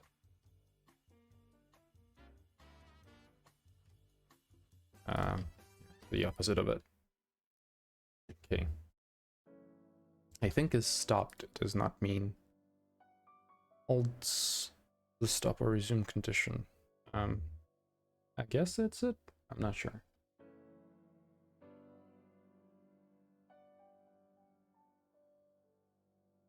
Okay, launch.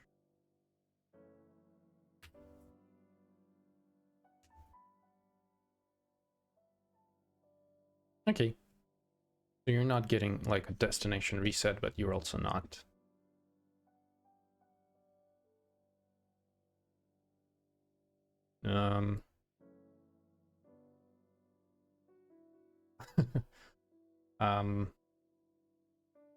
Yeah, you're doing something.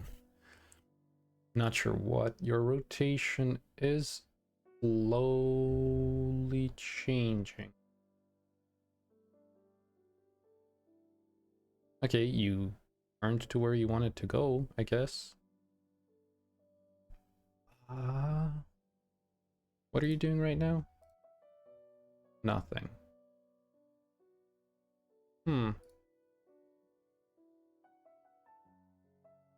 Can I help you? That's... I'm not sure what to say here because I'm not sure what's going on. So we've told him to go here. Now, well, he broke in some way, but useful for us right now. Turning. He's slowly turning where he's supposed to look. Because he reached the edge here, and he's very, very slowly turning. Like...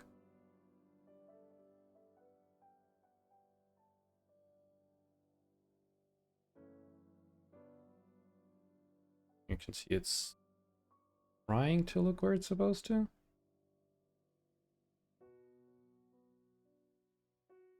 He's still turning to jump destination.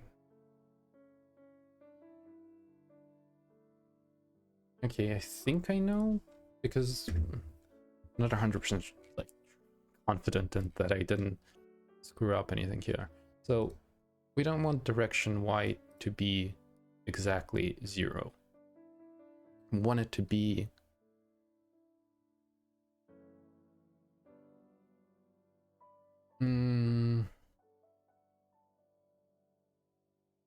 so let's say target position y equals transform position y.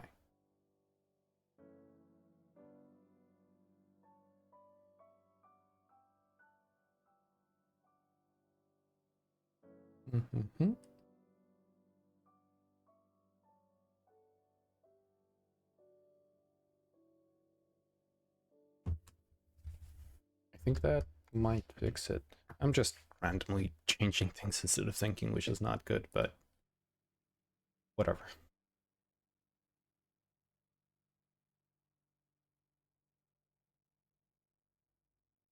Okay, go. What are you doing?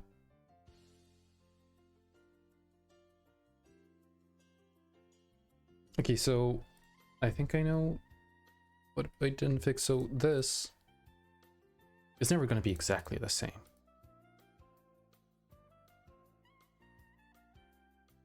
So let's see if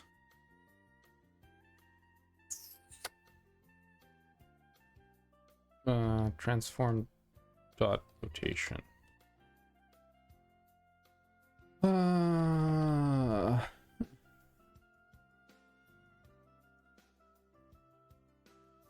brain is struggling to work for some reason.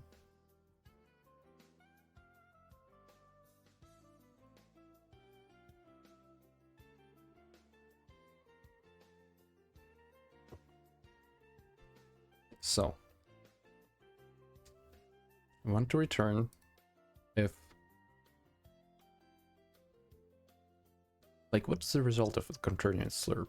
It returns a quaternion, returning from this direction to this direction.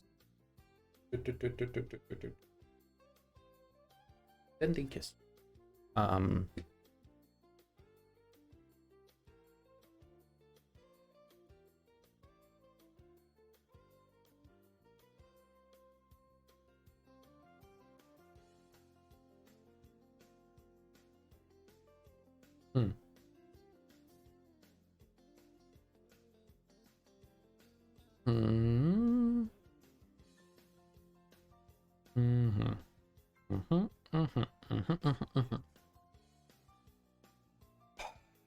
We just need to compare the difference between angles. I feel like something is wrong here. Let me quickly double check. I'm struggling to think, so I'm gonna ask Guy. I guess I'm like making him do the thinking instead of me, but sure. So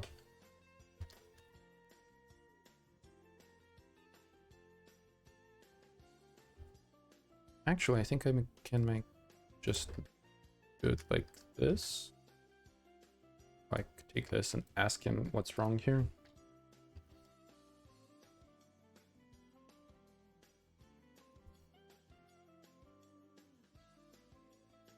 Lies in the correction of two quaternions. Yes. Okay. Yeah, they're like not gonna be the same. That's what I assumed. So like he's never gonna think that he's actually looking at something. Like he's finally actually done. So let's see if that helped.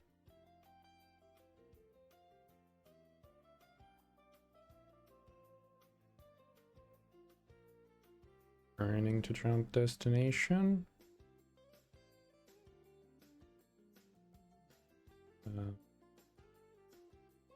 Are you turning too fast and missing your point?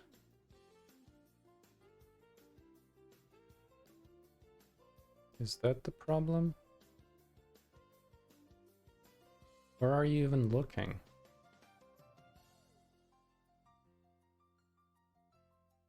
Oh. Is it trying to look at itself rather than the end of the thing? Let me see. Jump. End position is data end position. And technically, let's see, nav mesh jump for which one of you are referring to? Yeah, so this one, edge 2 is technically the end transform, like transform endpoint. So it doesn't like flip them around even though it's bidirectional, so we need to double check that it's not the close one. Okay, that's why it was freaking out before else as well, I guess. So let's check if vector 3 dot distance between transform position and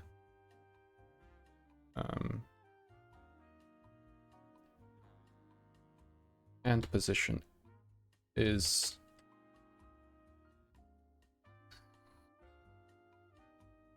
we don't care about okay, do care about it. So no. We're gonna create a new vector 3 and set it as look at point, which is gonna be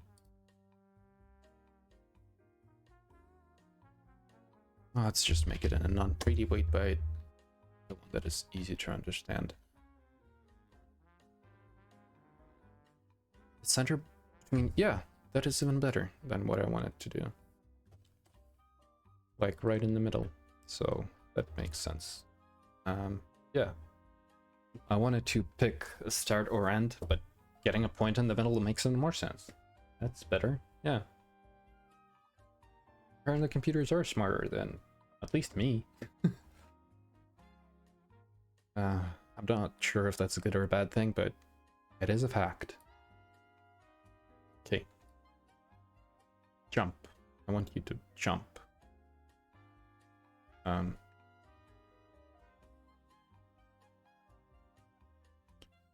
you considering yourself not stopped? Is that the problem that you're having right now? Let's put a breakpoint. And connect it to debug. Are you not considering yourself stopped? Yes. You are considering yourself not done moving. Why is that? Because the agent stop is not correct.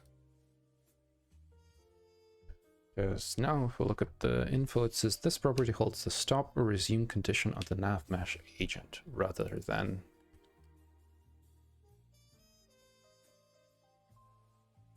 let's just say this something like distant remaining distance. Yeah, remaining distance is, I don't know, like what would be the correct way of setting it. What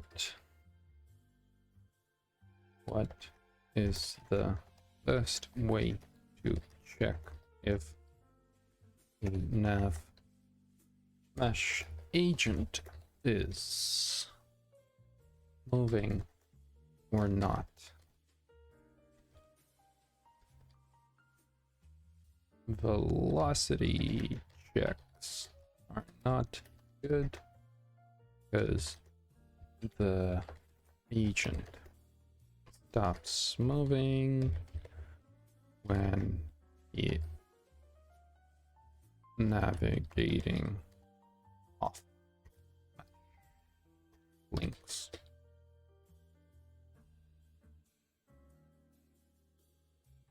Path bending. As path, remaining distance, stopping distance.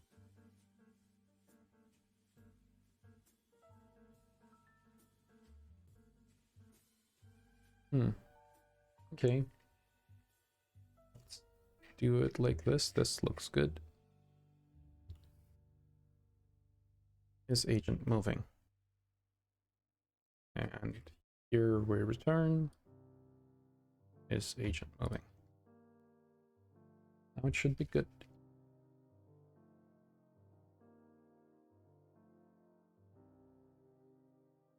Let's see. Okay.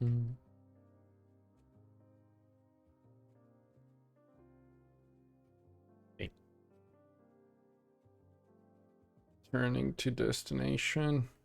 Or you like this again? Is the threshold too small? Let's increase the threshold. Less than 5 degrees. 5 degrees don't matter. Take 7, 8, whatever. Let's try it again.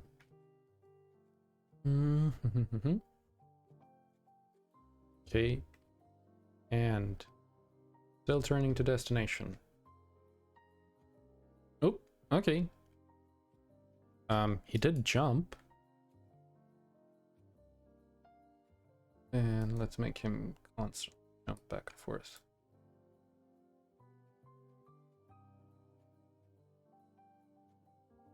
It's not jumping back and forth, he's just... Like, I even gave you a head, but you're still running around like this. Let's get you here. You can, like... Oop, okay. I moved his body in the process. What are you doing?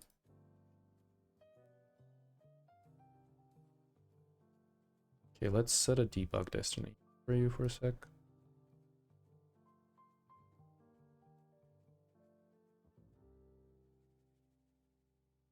Okay.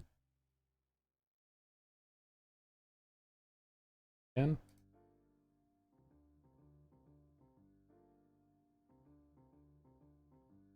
Where are you going right now? You're going there. Oh. Why is that a viable nav mesh joint? How did this happen? Huh. Interesting. So it doesn't consider this an obstacle? Or what? Let's rebake it. Maybe it was just an issue bake. Where on a layer wall you have a collider? Huh. That's cool. I don't want to deal with you right now, so I'm just going to place a box here. And tell you that you are non-traversable. Well, you're now a wall. Congratulations. Nav mesh surface, and let's rebake. Okay. I guess that was breaking something, because he was trying to go there. At least let's hope that that was the issue.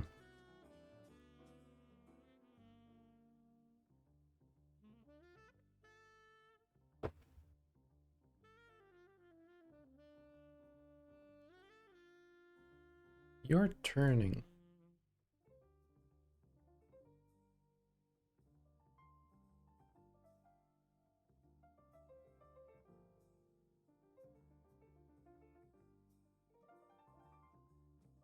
Looking at player. Why are you calling it so many times? This movement is locked. Yeah, okay, that's fine. So let's make you move again.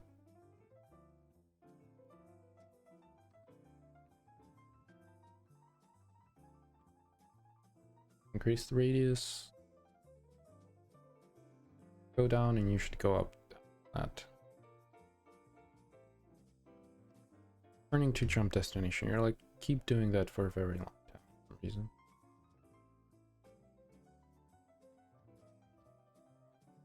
Oh no. Player to close, turning to jump. Player to close, turn into jump destination. Player to close. So is it trying? No, it's not setting a new destination because we're not getting that message, but it is turning to jump destination for a very long time. I'm confused about that.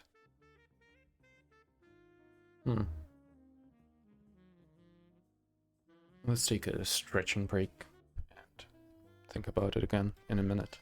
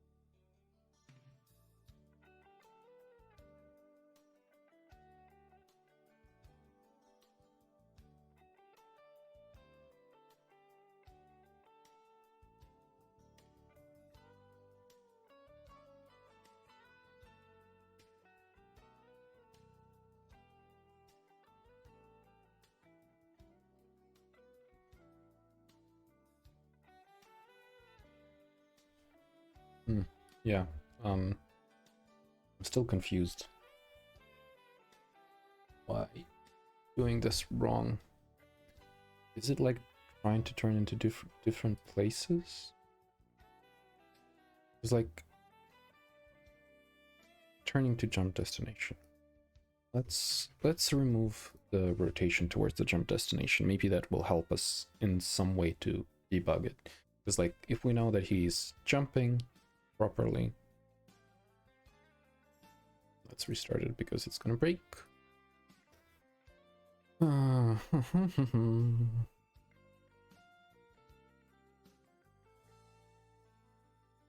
Just running.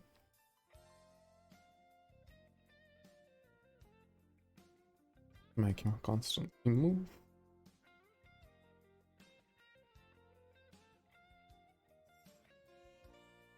Okay, you should jump now. Okay, so the jumping itself is working fine. The rotation towards the destination is doing something wrong.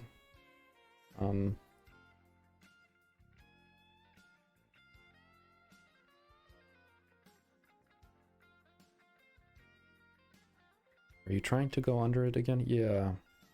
Okay, we need an actual wall. I don't know why it does this, but we'll figure it out in a bit.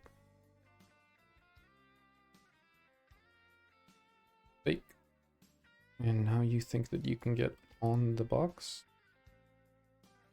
Okay. Now? Okay, now it's gone. Okay, let's see again what is actually going on. Okay. Going down. Oh, you decided to go down the stairs.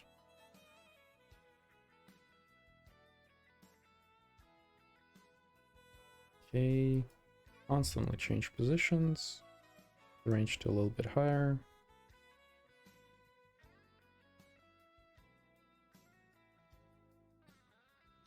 Wink.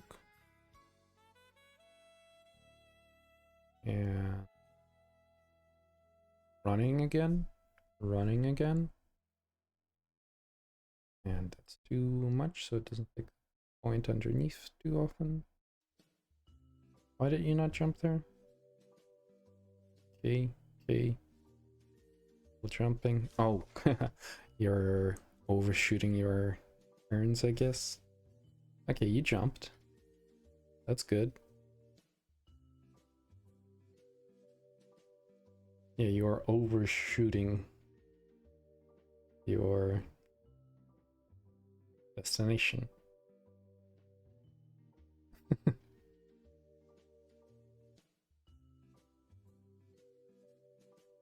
So like your jumping is fine now, but the rotation towards your destination is doing it wrong. The turn towards destination is wrong. I guess we didn't find anything new that we didn't know before.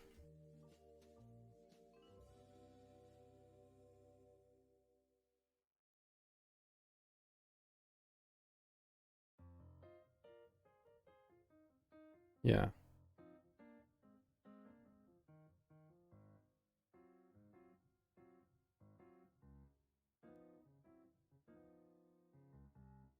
Hmm.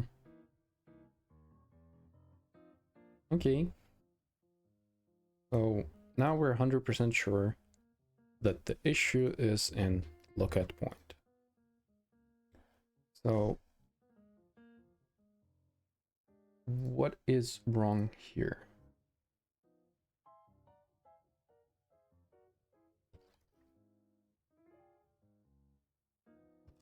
On different Y levels, I want to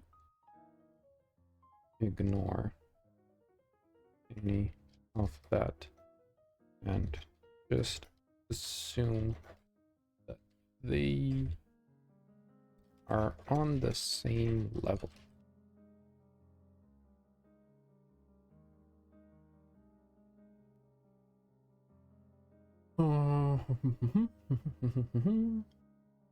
Let's try this, I guess.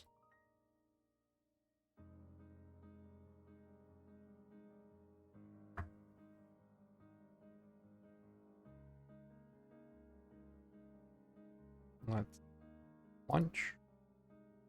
Maybe like the turn speed is too low.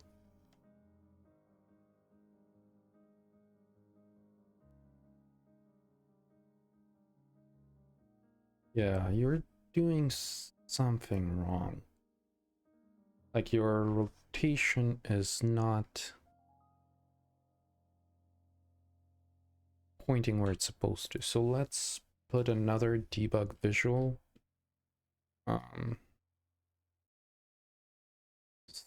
The point that we want to look at. So let's do that. We're gonna game object, create primitive, and we're gonna put that the sphere position look at point. Okay, now we know exactly where he's trying to look at.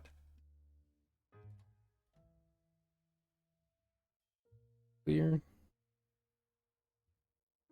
Turn him around so he looks that way, so he has some time to turn. And once we see a new sphere here, yep, okay. So the direction at which he's trying to look is correct. Where's your forward? Your forward is not aligned, so you should be turning left slowly. But you're not. What if we increase secondary turn speed?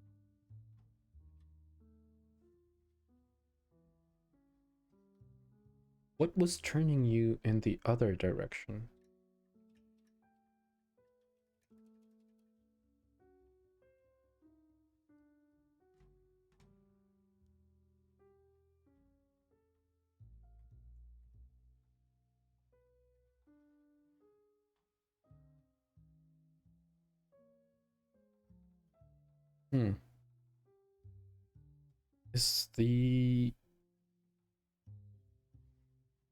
Is this wrong? Okay, this is definitely wrong. Let's say 5 degrees here. Let's increase this secondary. Well, it doesn't matter because would be doing it normally, but I think something else might be turning the object. Maybe the NavMesh agent.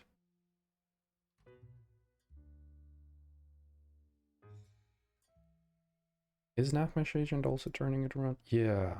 So it's fighting with a NavMesh agent somehow. Because he's trying to turn in some other direction.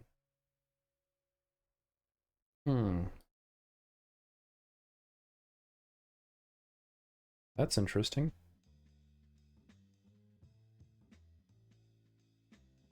What's causing that?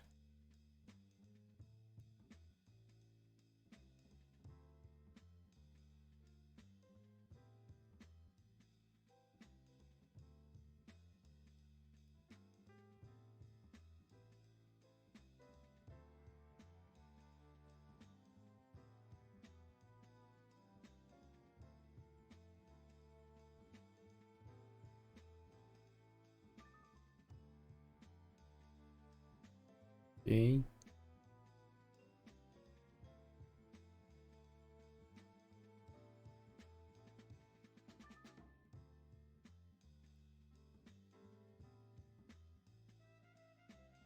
Okay. So NavMesh agent is fighting it somehow. It's turning it in another direction. So what else can we do to stop him from turning? I think the easiest way of doing it would be to stop him from turning during his jump. So let's store that somewhere. So we're going to do private float agent angular speed. And on start, we're going to do, yep, like this. And here we're going to set it to 0. And once we're done, set that back to the angular speed. Oh. Okay, let's see if that helped. It should stop fighting itself from turning around. Okay, let's launch.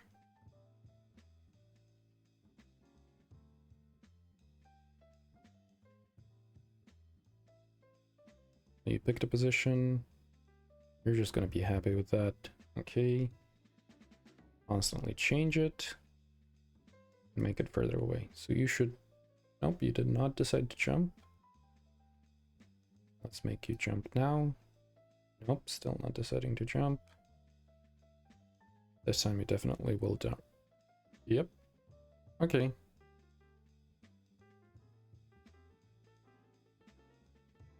That is kind of what we want. He's gonna go and jump and then keep going. Okay. The acceleration needs to be lower for that to look better. Let's see that in action again.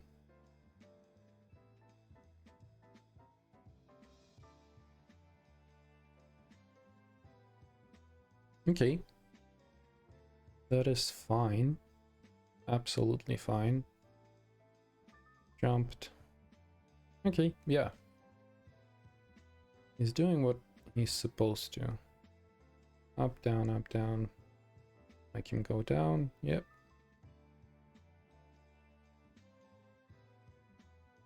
There's some weird jittering. Is the puppet master freaking him out? Yeah.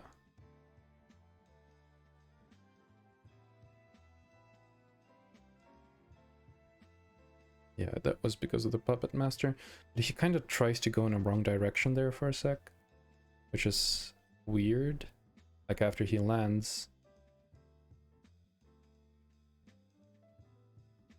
he for some reason decides to go right instead of going straight to the destination.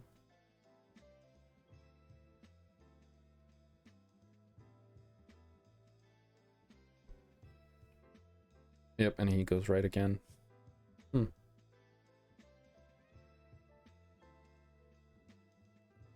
Okay, well, that is sorted. That is good. Now we can also add a jumping animation, so it doesn't look so weird. So let's do that. We can say any state. Actually, he will only jump from idle, I guess. Let's create a state, empty. We're gonna call it jumping. I guess jumping start, jumping midair, and jumping land. Midair and land. So we can get to jumping start from any state. Let's do it the correct way. So make transition into jumping start, parameter, trigger, jump. This is going to be your addition.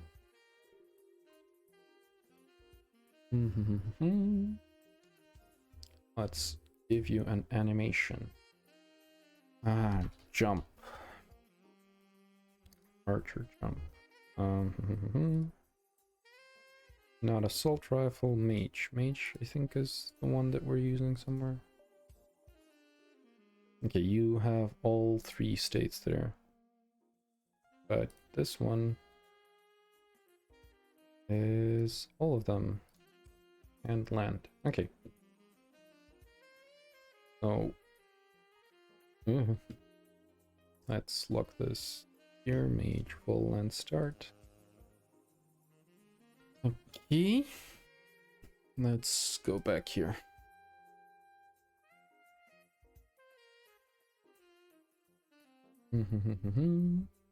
Where's your animator? able to remove the jittering for now. This one's with the animator. Okay. Jumping start, midair, land. Okay. Make transition, make transition. And it can go into any state. Okay. That does not work, so sure. We'll put it like this. Not good, but fine for now.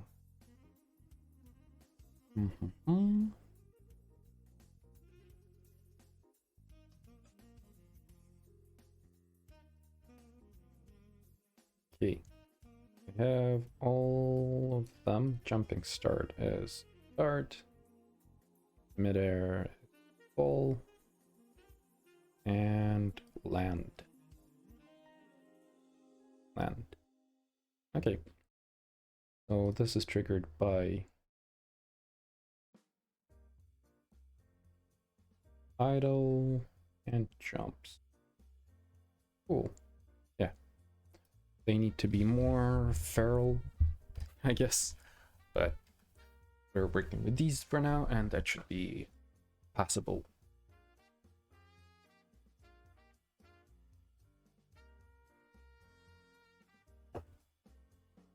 Okay.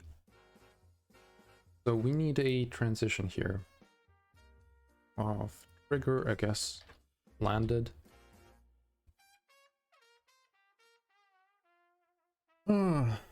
Okay. Let's raise some events here.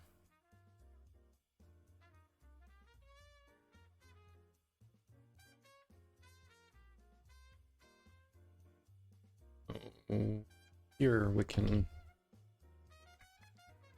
create 2 events.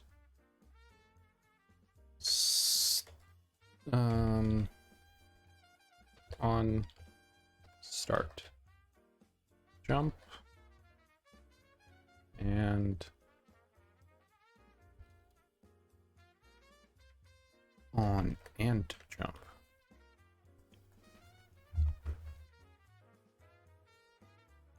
We're gonna invoke this here.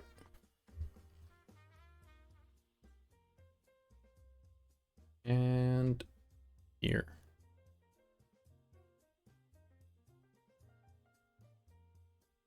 And an animator. Check closed.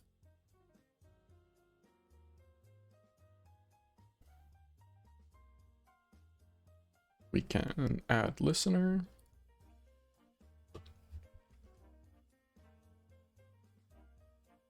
Public. Wait, we have no. Public basic enemy movement. Enemy movement. We want to get that on start. Okay, and then basic enemy movement on start jump. Why do we decide to do start attack animation? We don't want that. Have private void start jump and private void end jump. Gonna have a public string jump param and land param.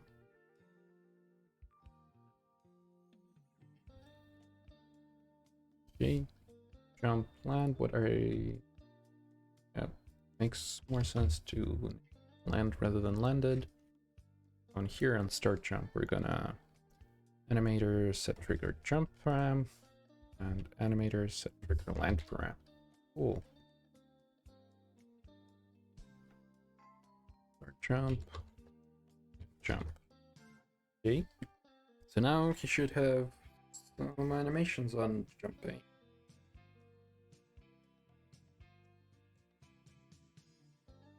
There also should be like two different jumps on jumping down and jumping up, but this is fine for now. We can polish it later.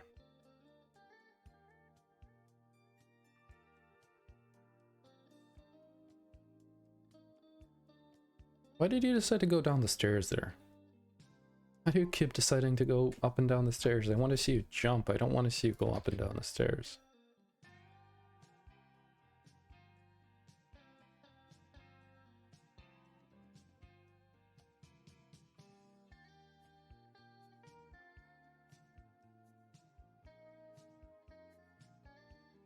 Okay, now you're definitely gonna jump. Okay. The transition between mid-air and landing is too long. It needs to be instant. So let's change that. Super fast.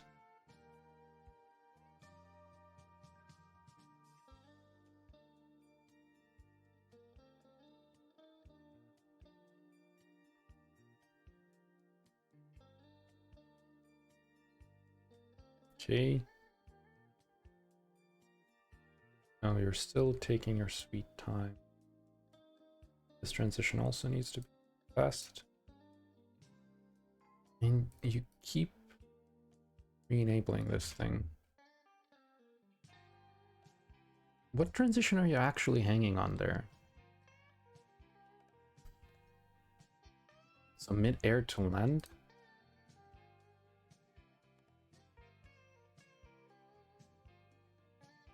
Otherwise, it will be ignored. Oh, makes sense. Land.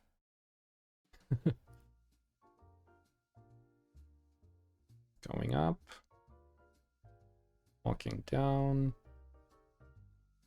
Now you should probably jump somewhere, right? Nope. There's it is.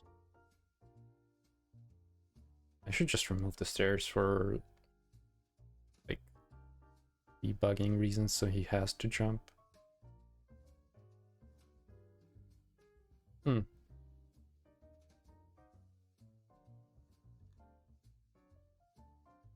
Okay, so this. I think this should be like this.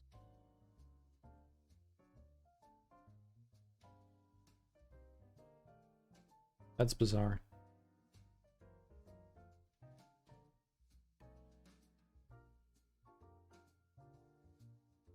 So, jump. I'm too tired of waiting for him to deciding to jump or not jump, so I'm just gonna remove these things and make him jump all over the place. Okay. Let's relaunch this.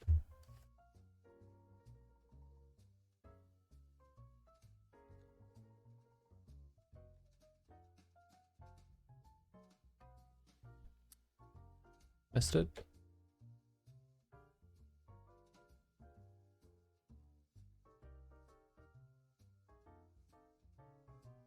So mid-air to land is too long.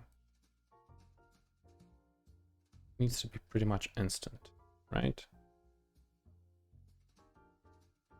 Or is it this transition that is long? Maybe these ones. These need to be like instant. We're still hanging in midair for way too long, right?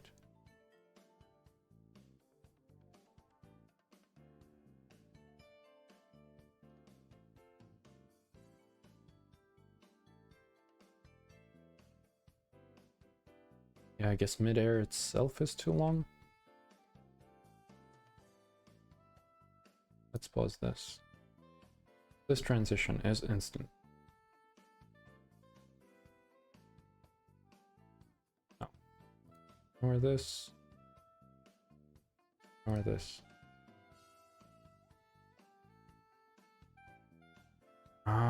come on. I don't want you to be active. Let's just disabled.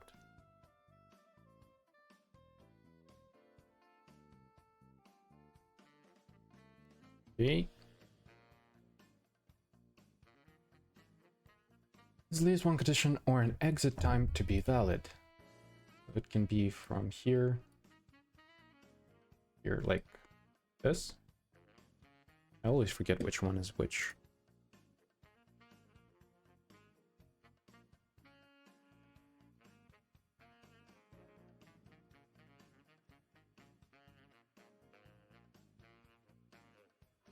That's kind of it.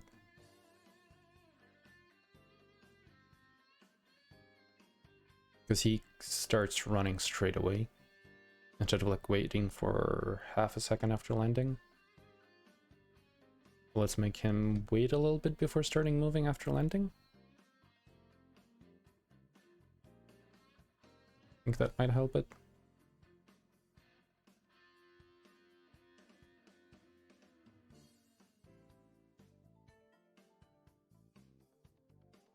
Yeah, let's make him wait half a second before continuing movement after landing.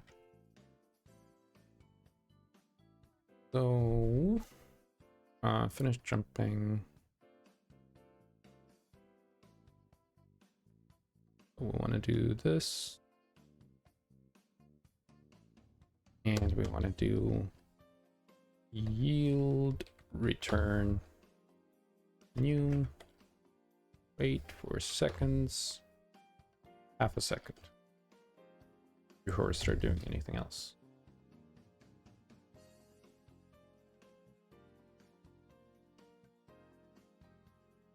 And let's take a look. Start it with pause so we can. Okay. Okay. Why is this happening? Oh, because everything's broken, right? Yep. And I was sitting there thinking that it actually disabled itself properly.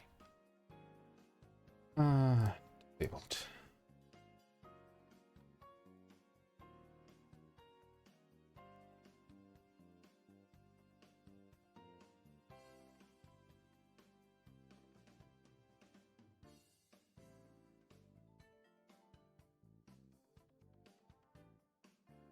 Come on, decide to jump.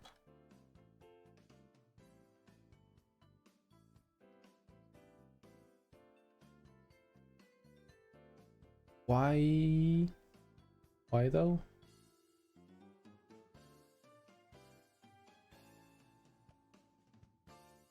Oh. Okay, so we need to invoke on end jump and then wait for half a second before starting to move, not the other way around.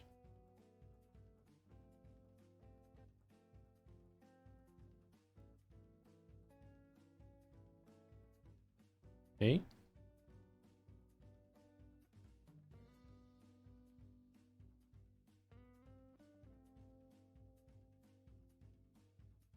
Oh, and then you run. Yeah, good. Good, good.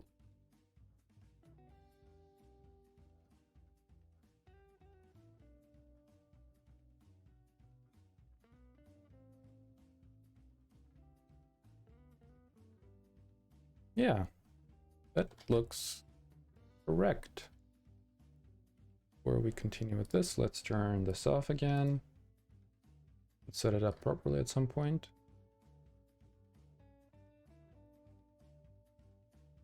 This transition is way too abrupt.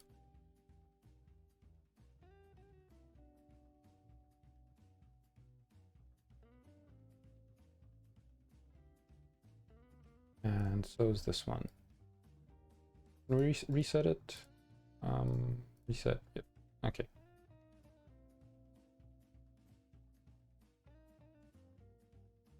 Why did you transition there?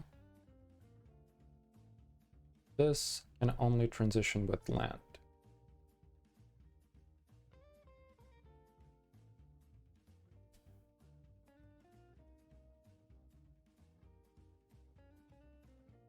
Again.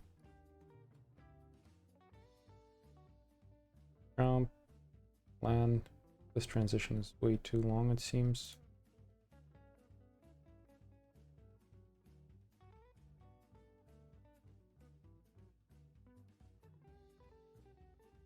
Jump, land. Jump, land. Okay, still a little bit too long.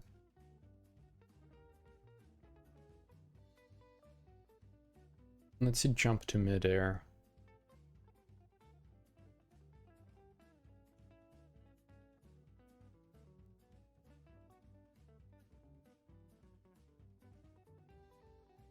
This seems fine. Okay, so he does the jumping.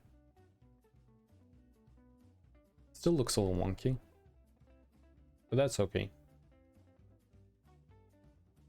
Because like the start of the jump is not really a good animation for this moment. So let's see if there's anything else that we can use.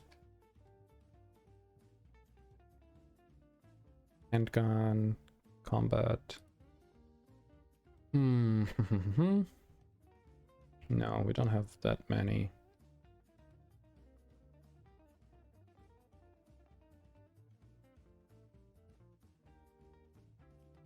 Because like this one, he bends and jumps. It's like we're missing the beginning of this animation for our buddy here. So I guess let's make it faster, so we always see the start of it.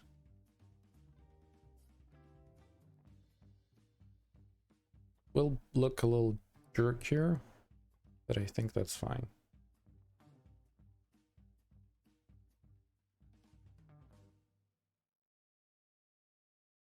Oh, come on.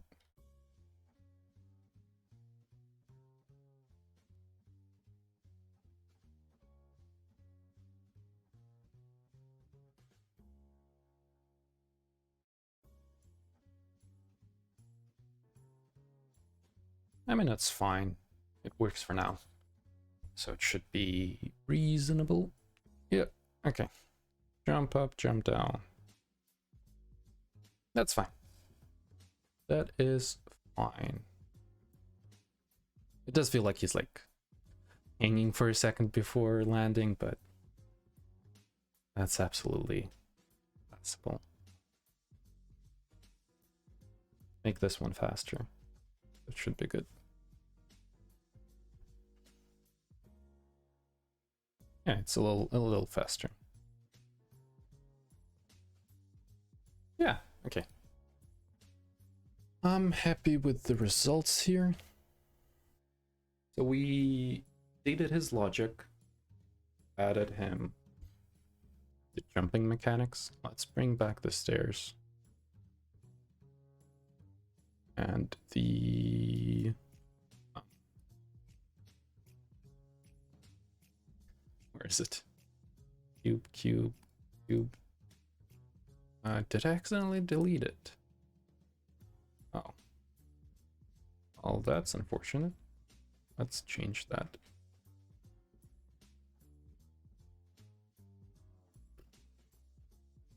Actually, we can adjust the layout a little bit, because I think the fact that there was a second way up here made that the player doesn't really need to approach these guys for like a while, because it would be too easy for him to just go up on that side. So maybe if we change the layout just a tad. So let's first push this back and then extrude this bit. So we have like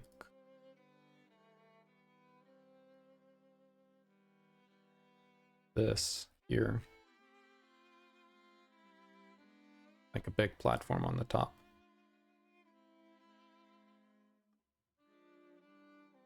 Yeah, I think this is good. Let's well, let's do this.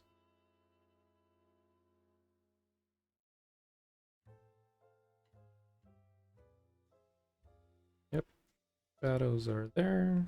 Okay.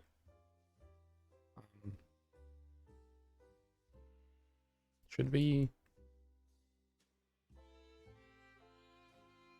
Nah, let's keep it like this for now. Then we can add a little column or something. And let's rebake the nav mesh. And let's fix the jumps. So this one we can put here. This one we can put here. What about this one? Do we want to change anything about this one? Yes. Let's say we want to change this. And we want to change this. This one goes all the way here.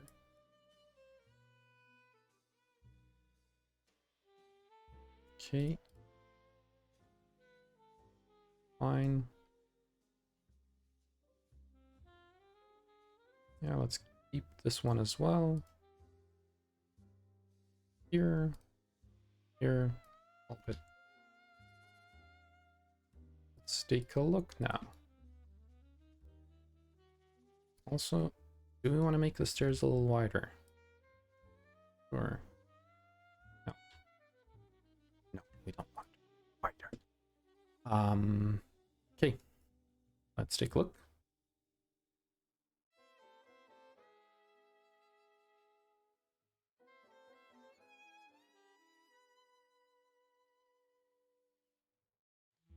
What are you gonna do? You jump down. Ran over there. And started throwing shit at me. Make you move a little bit more. Came up there, realized no line of sight. No line of sight. No line of sight. Yeah, you should definitely pick positions before you go there, because otherwise it makes you look real weird.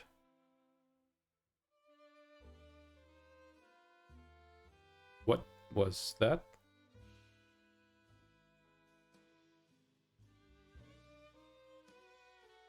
So you came, you jumped, and then you appeared back at the bottom? Oh. Okay, I know what's happening here. The thing that I was worried about did actually happen here. Agent transform position equals end position.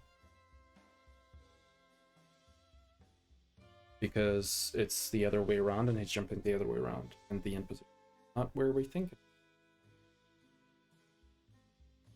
Right. Yeah.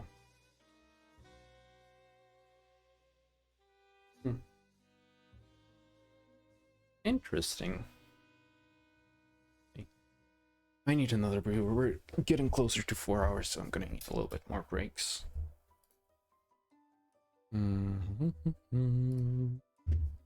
Yeah, let's take another 5 minutes.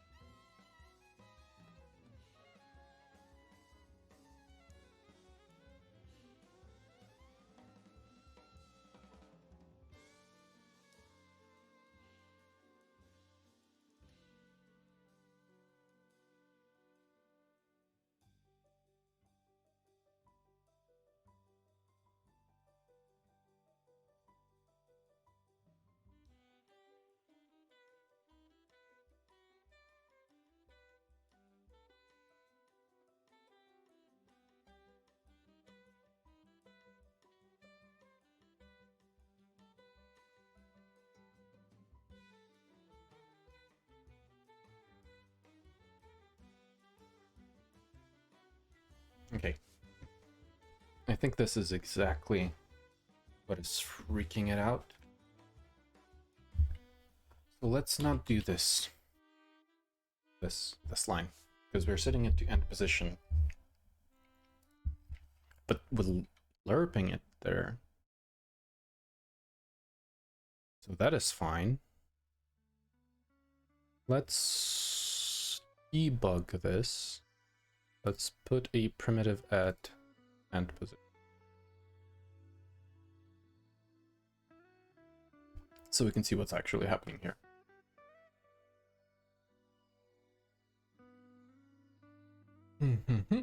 Start.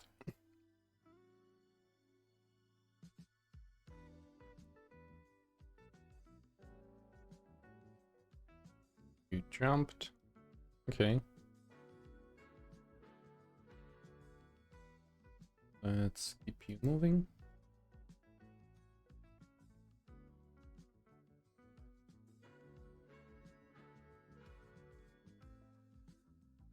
Turn this off. A little bigger so it prefers the points on top.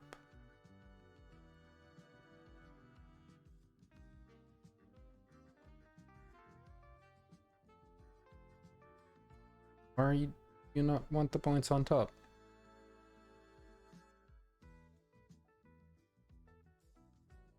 And you're gonna just run up there. Cool.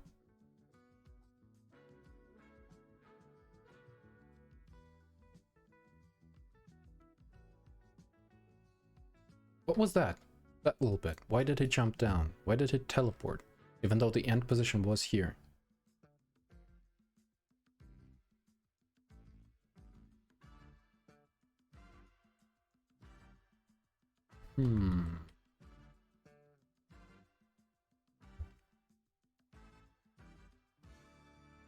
Also, where's your body?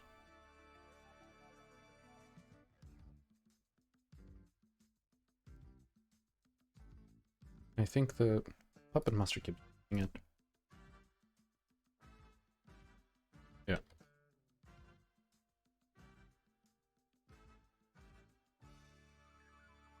You jumped up, and then you teleport down.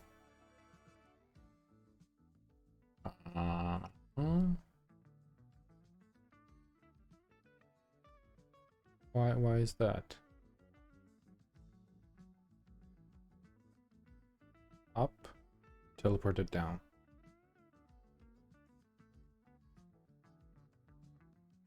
Where's your destination? Your destination is up top. Down.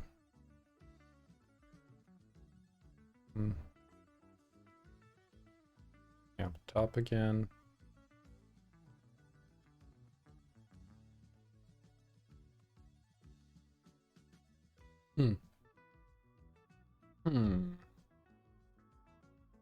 That's interesting.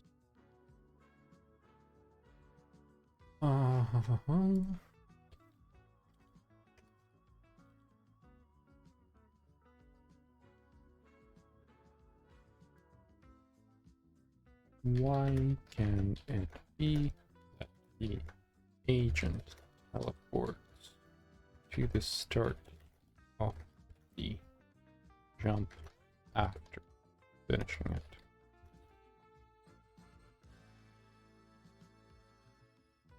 Might be an issue with how agent's position is being managed during and after the jump. If the nav mesh agent is re-enabled too early, or if there are issues with the way agent's position is being updated during the jump.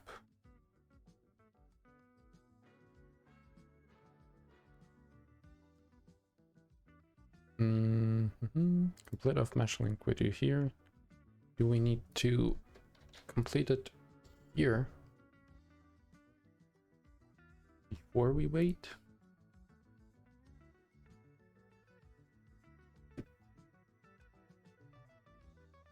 I'm just gonna off so you don't mess with my stuff by becoming very jiggly. Okay, the jumping down was fine.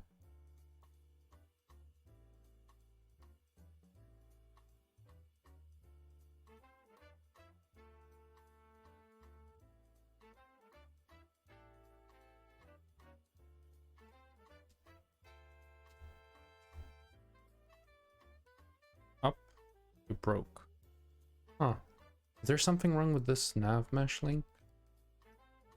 Ooh, it might be. Is it because the point is too low? Let's do this.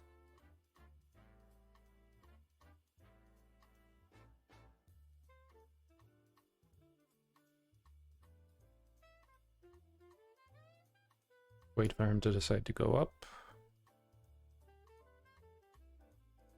And still not doing it.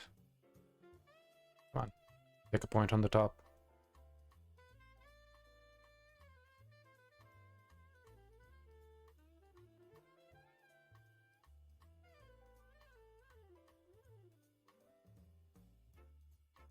Oh my god.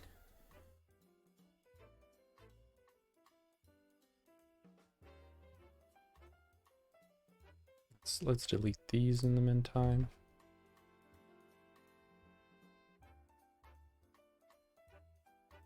Just wait for him to do his thing. Increase the radius.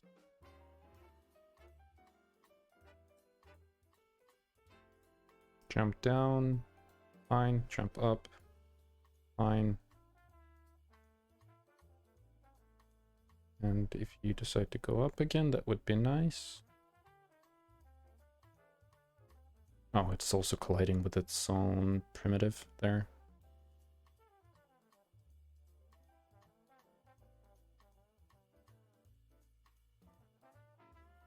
I feel like it's just something wrong with this nav mesh link.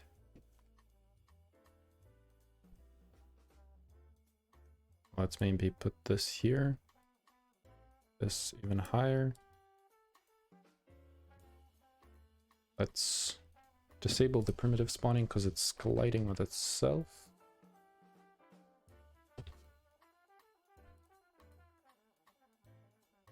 Launch it again.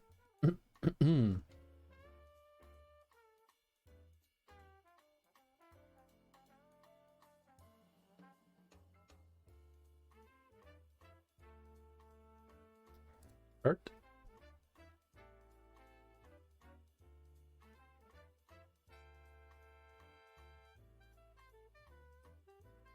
Okay, jump down, no problem. Moving.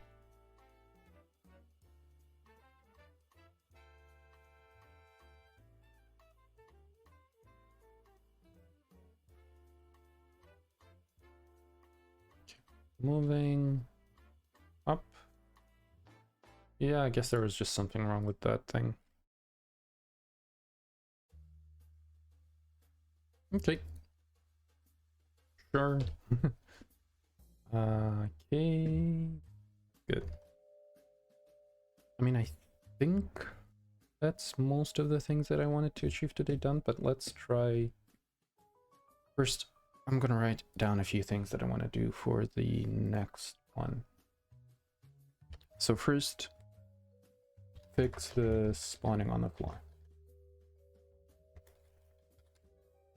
Second, fix Puppet Master setup.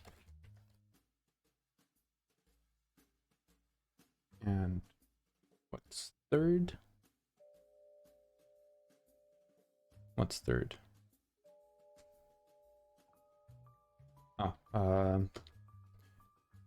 Check destination validity before what? Also, it is cut off. Just realized that. Check destination validity before going there. Okay, that is things to do for the next time. And now let's double check how they behave. If there is more than one enemy, let's have our threatening encounter where it's 3 of them.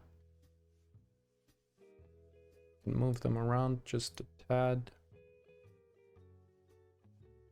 One here, this one here, and this one here. Also, I just realized that all of their health, that a little bit incorrectly, yep, 25, 25. Let's see how this.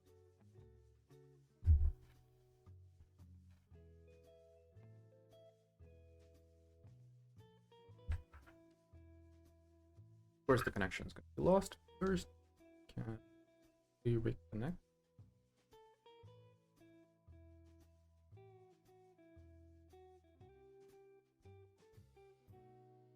And start. Let's see how this might feel better than it was before.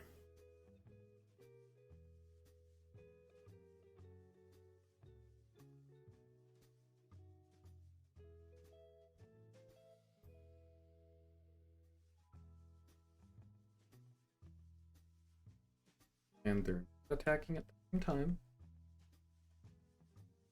They're also all. That felt like they attacked at the not gonna.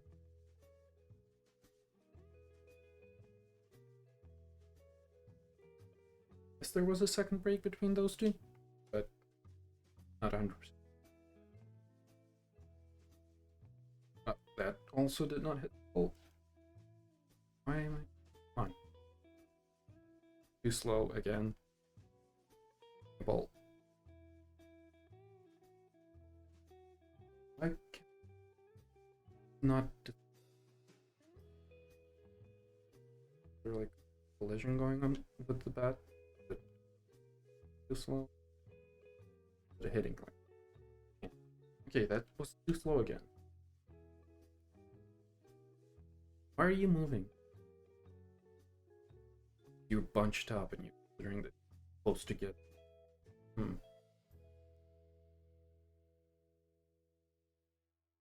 Why can I not deflect the bolt?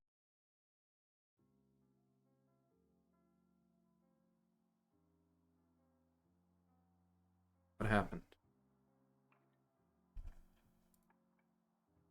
Bat speed, bat speed. Bat speed is always too low. What are the errors?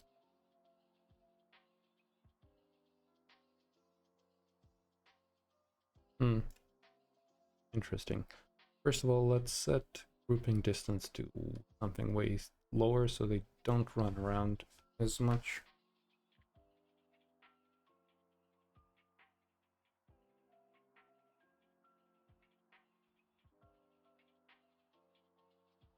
Try this. Okay. The scheduling doesn't thing that we wanted to do. Running away from.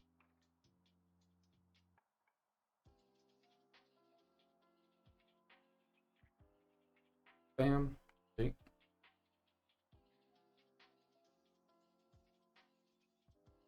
Back. Seems like that with which I hit kind of went down. Or am I doing this?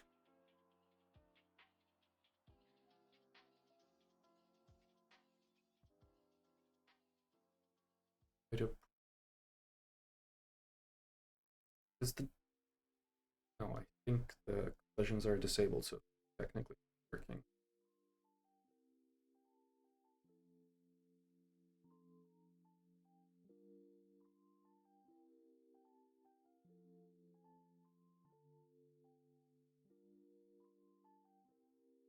Okay. Yeah, there's something wrong with that. Maybe with the controller. Let's try it with the left.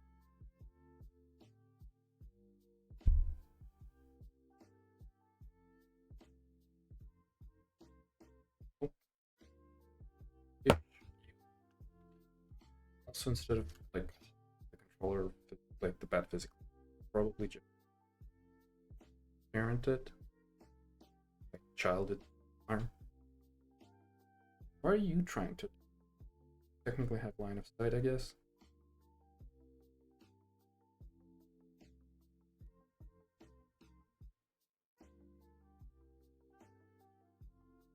Why can I not deflect? Why is the speed lower now?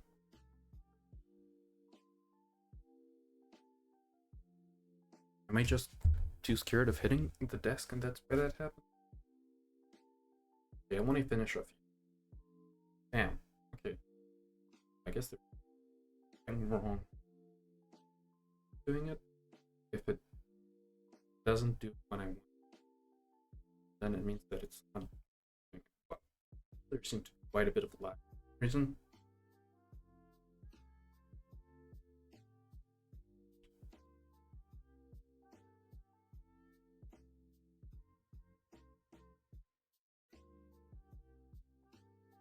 Why it doesn't be move.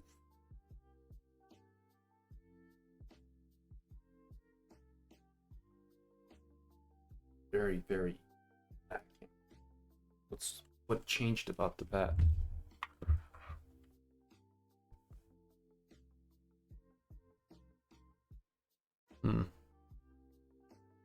First of all, let's destroy the unused. Let's give them just destroy and start. 10 seconds. Okay. Now there's not going to be a bunch of balls. Also, we can take a look at profiling. Maybe it will give us some info on what is taking the longest. Where is it? Analysis, profiler. Let's launch the profiler. Word start. To see why is it hanging.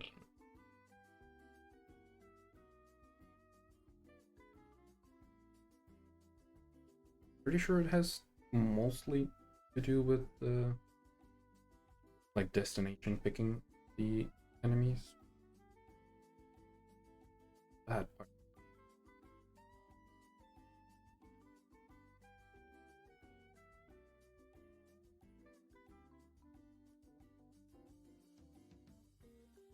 Oh my god.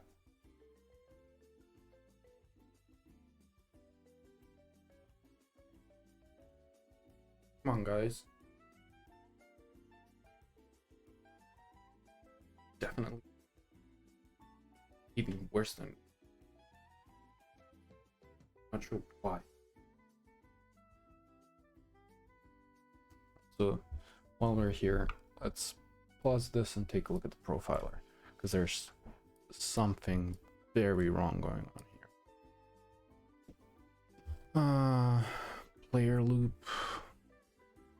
So let's open this up. What are these spikes? GFX wait for render. MO4.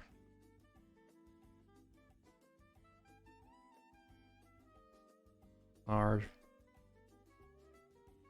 Render main thread. So like here, let's take a look here. Is there something taking a very long time out of our scripts? Stable rendering. So the spike is not a rendering. Not in garbage collection. So I would have assumed so. So it's an other. Like, what's the spike?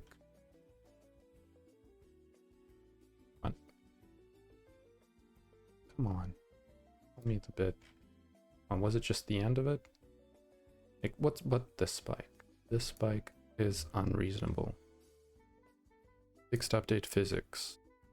Physics. Run behavior.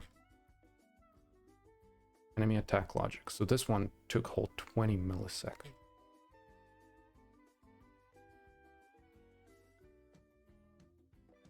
Most of which was log string to console.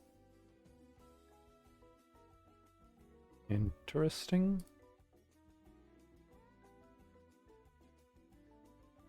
Okay. I mean, it's not good, but not as bad as I was expecting this to be.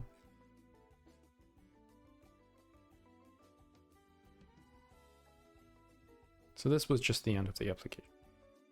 These peaks are render loop.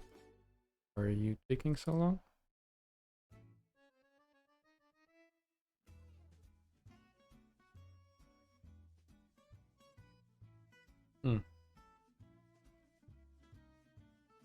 prefix wait.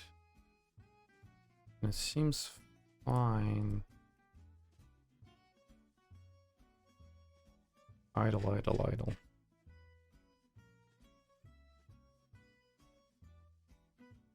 Okay, so I guess the fact that we're outputting this garbage into the console is what is making it confused, because we're taking it every single frame.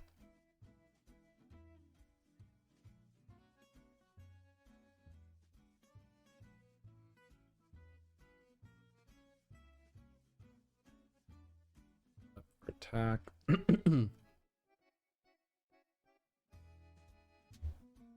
Not moving. Attack not scheduled. Set up for attack. Let's remove this. Always return truth.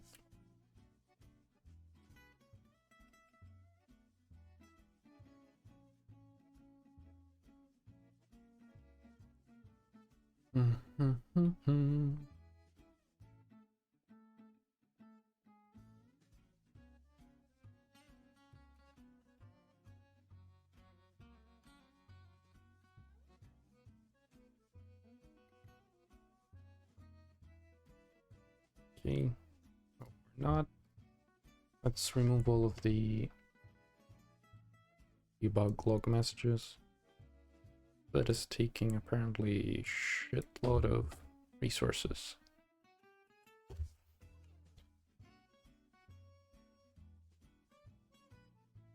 And let's take a look at that bat, because I'm still really confused on what's happening there.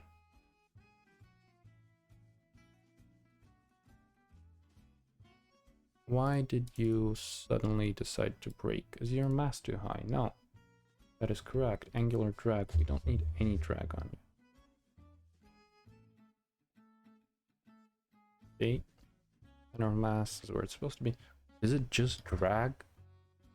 I don't believe so, but let's do it like this so it doesn't double render it.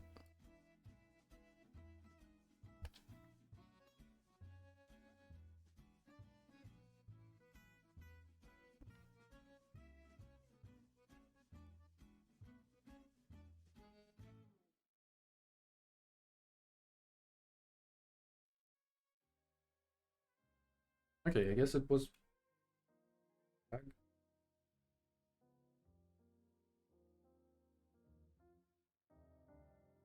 Yeah. Cool.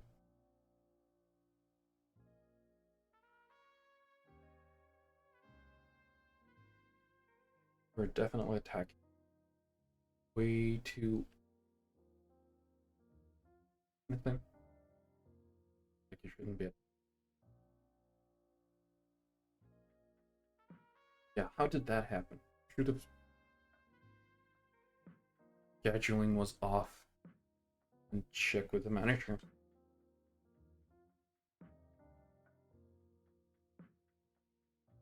So you run away. Yeah, you definitely pick a position before you do. Go there. Position is valid. There. It's very weird shit. Also, maybe the enemy projectiles should chase the player.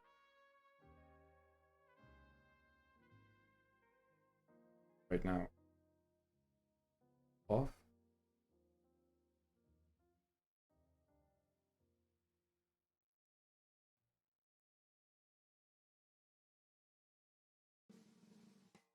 Okay.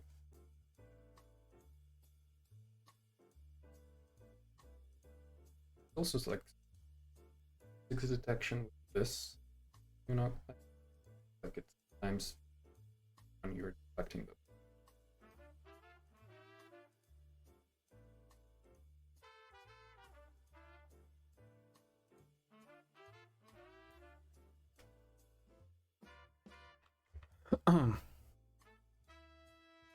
I closed the profiler, didn't I?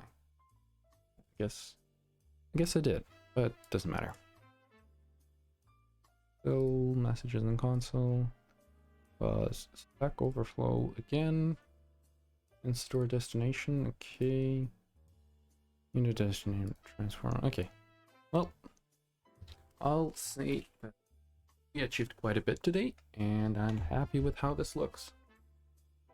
Way better than it was at the start, and that's all that matters.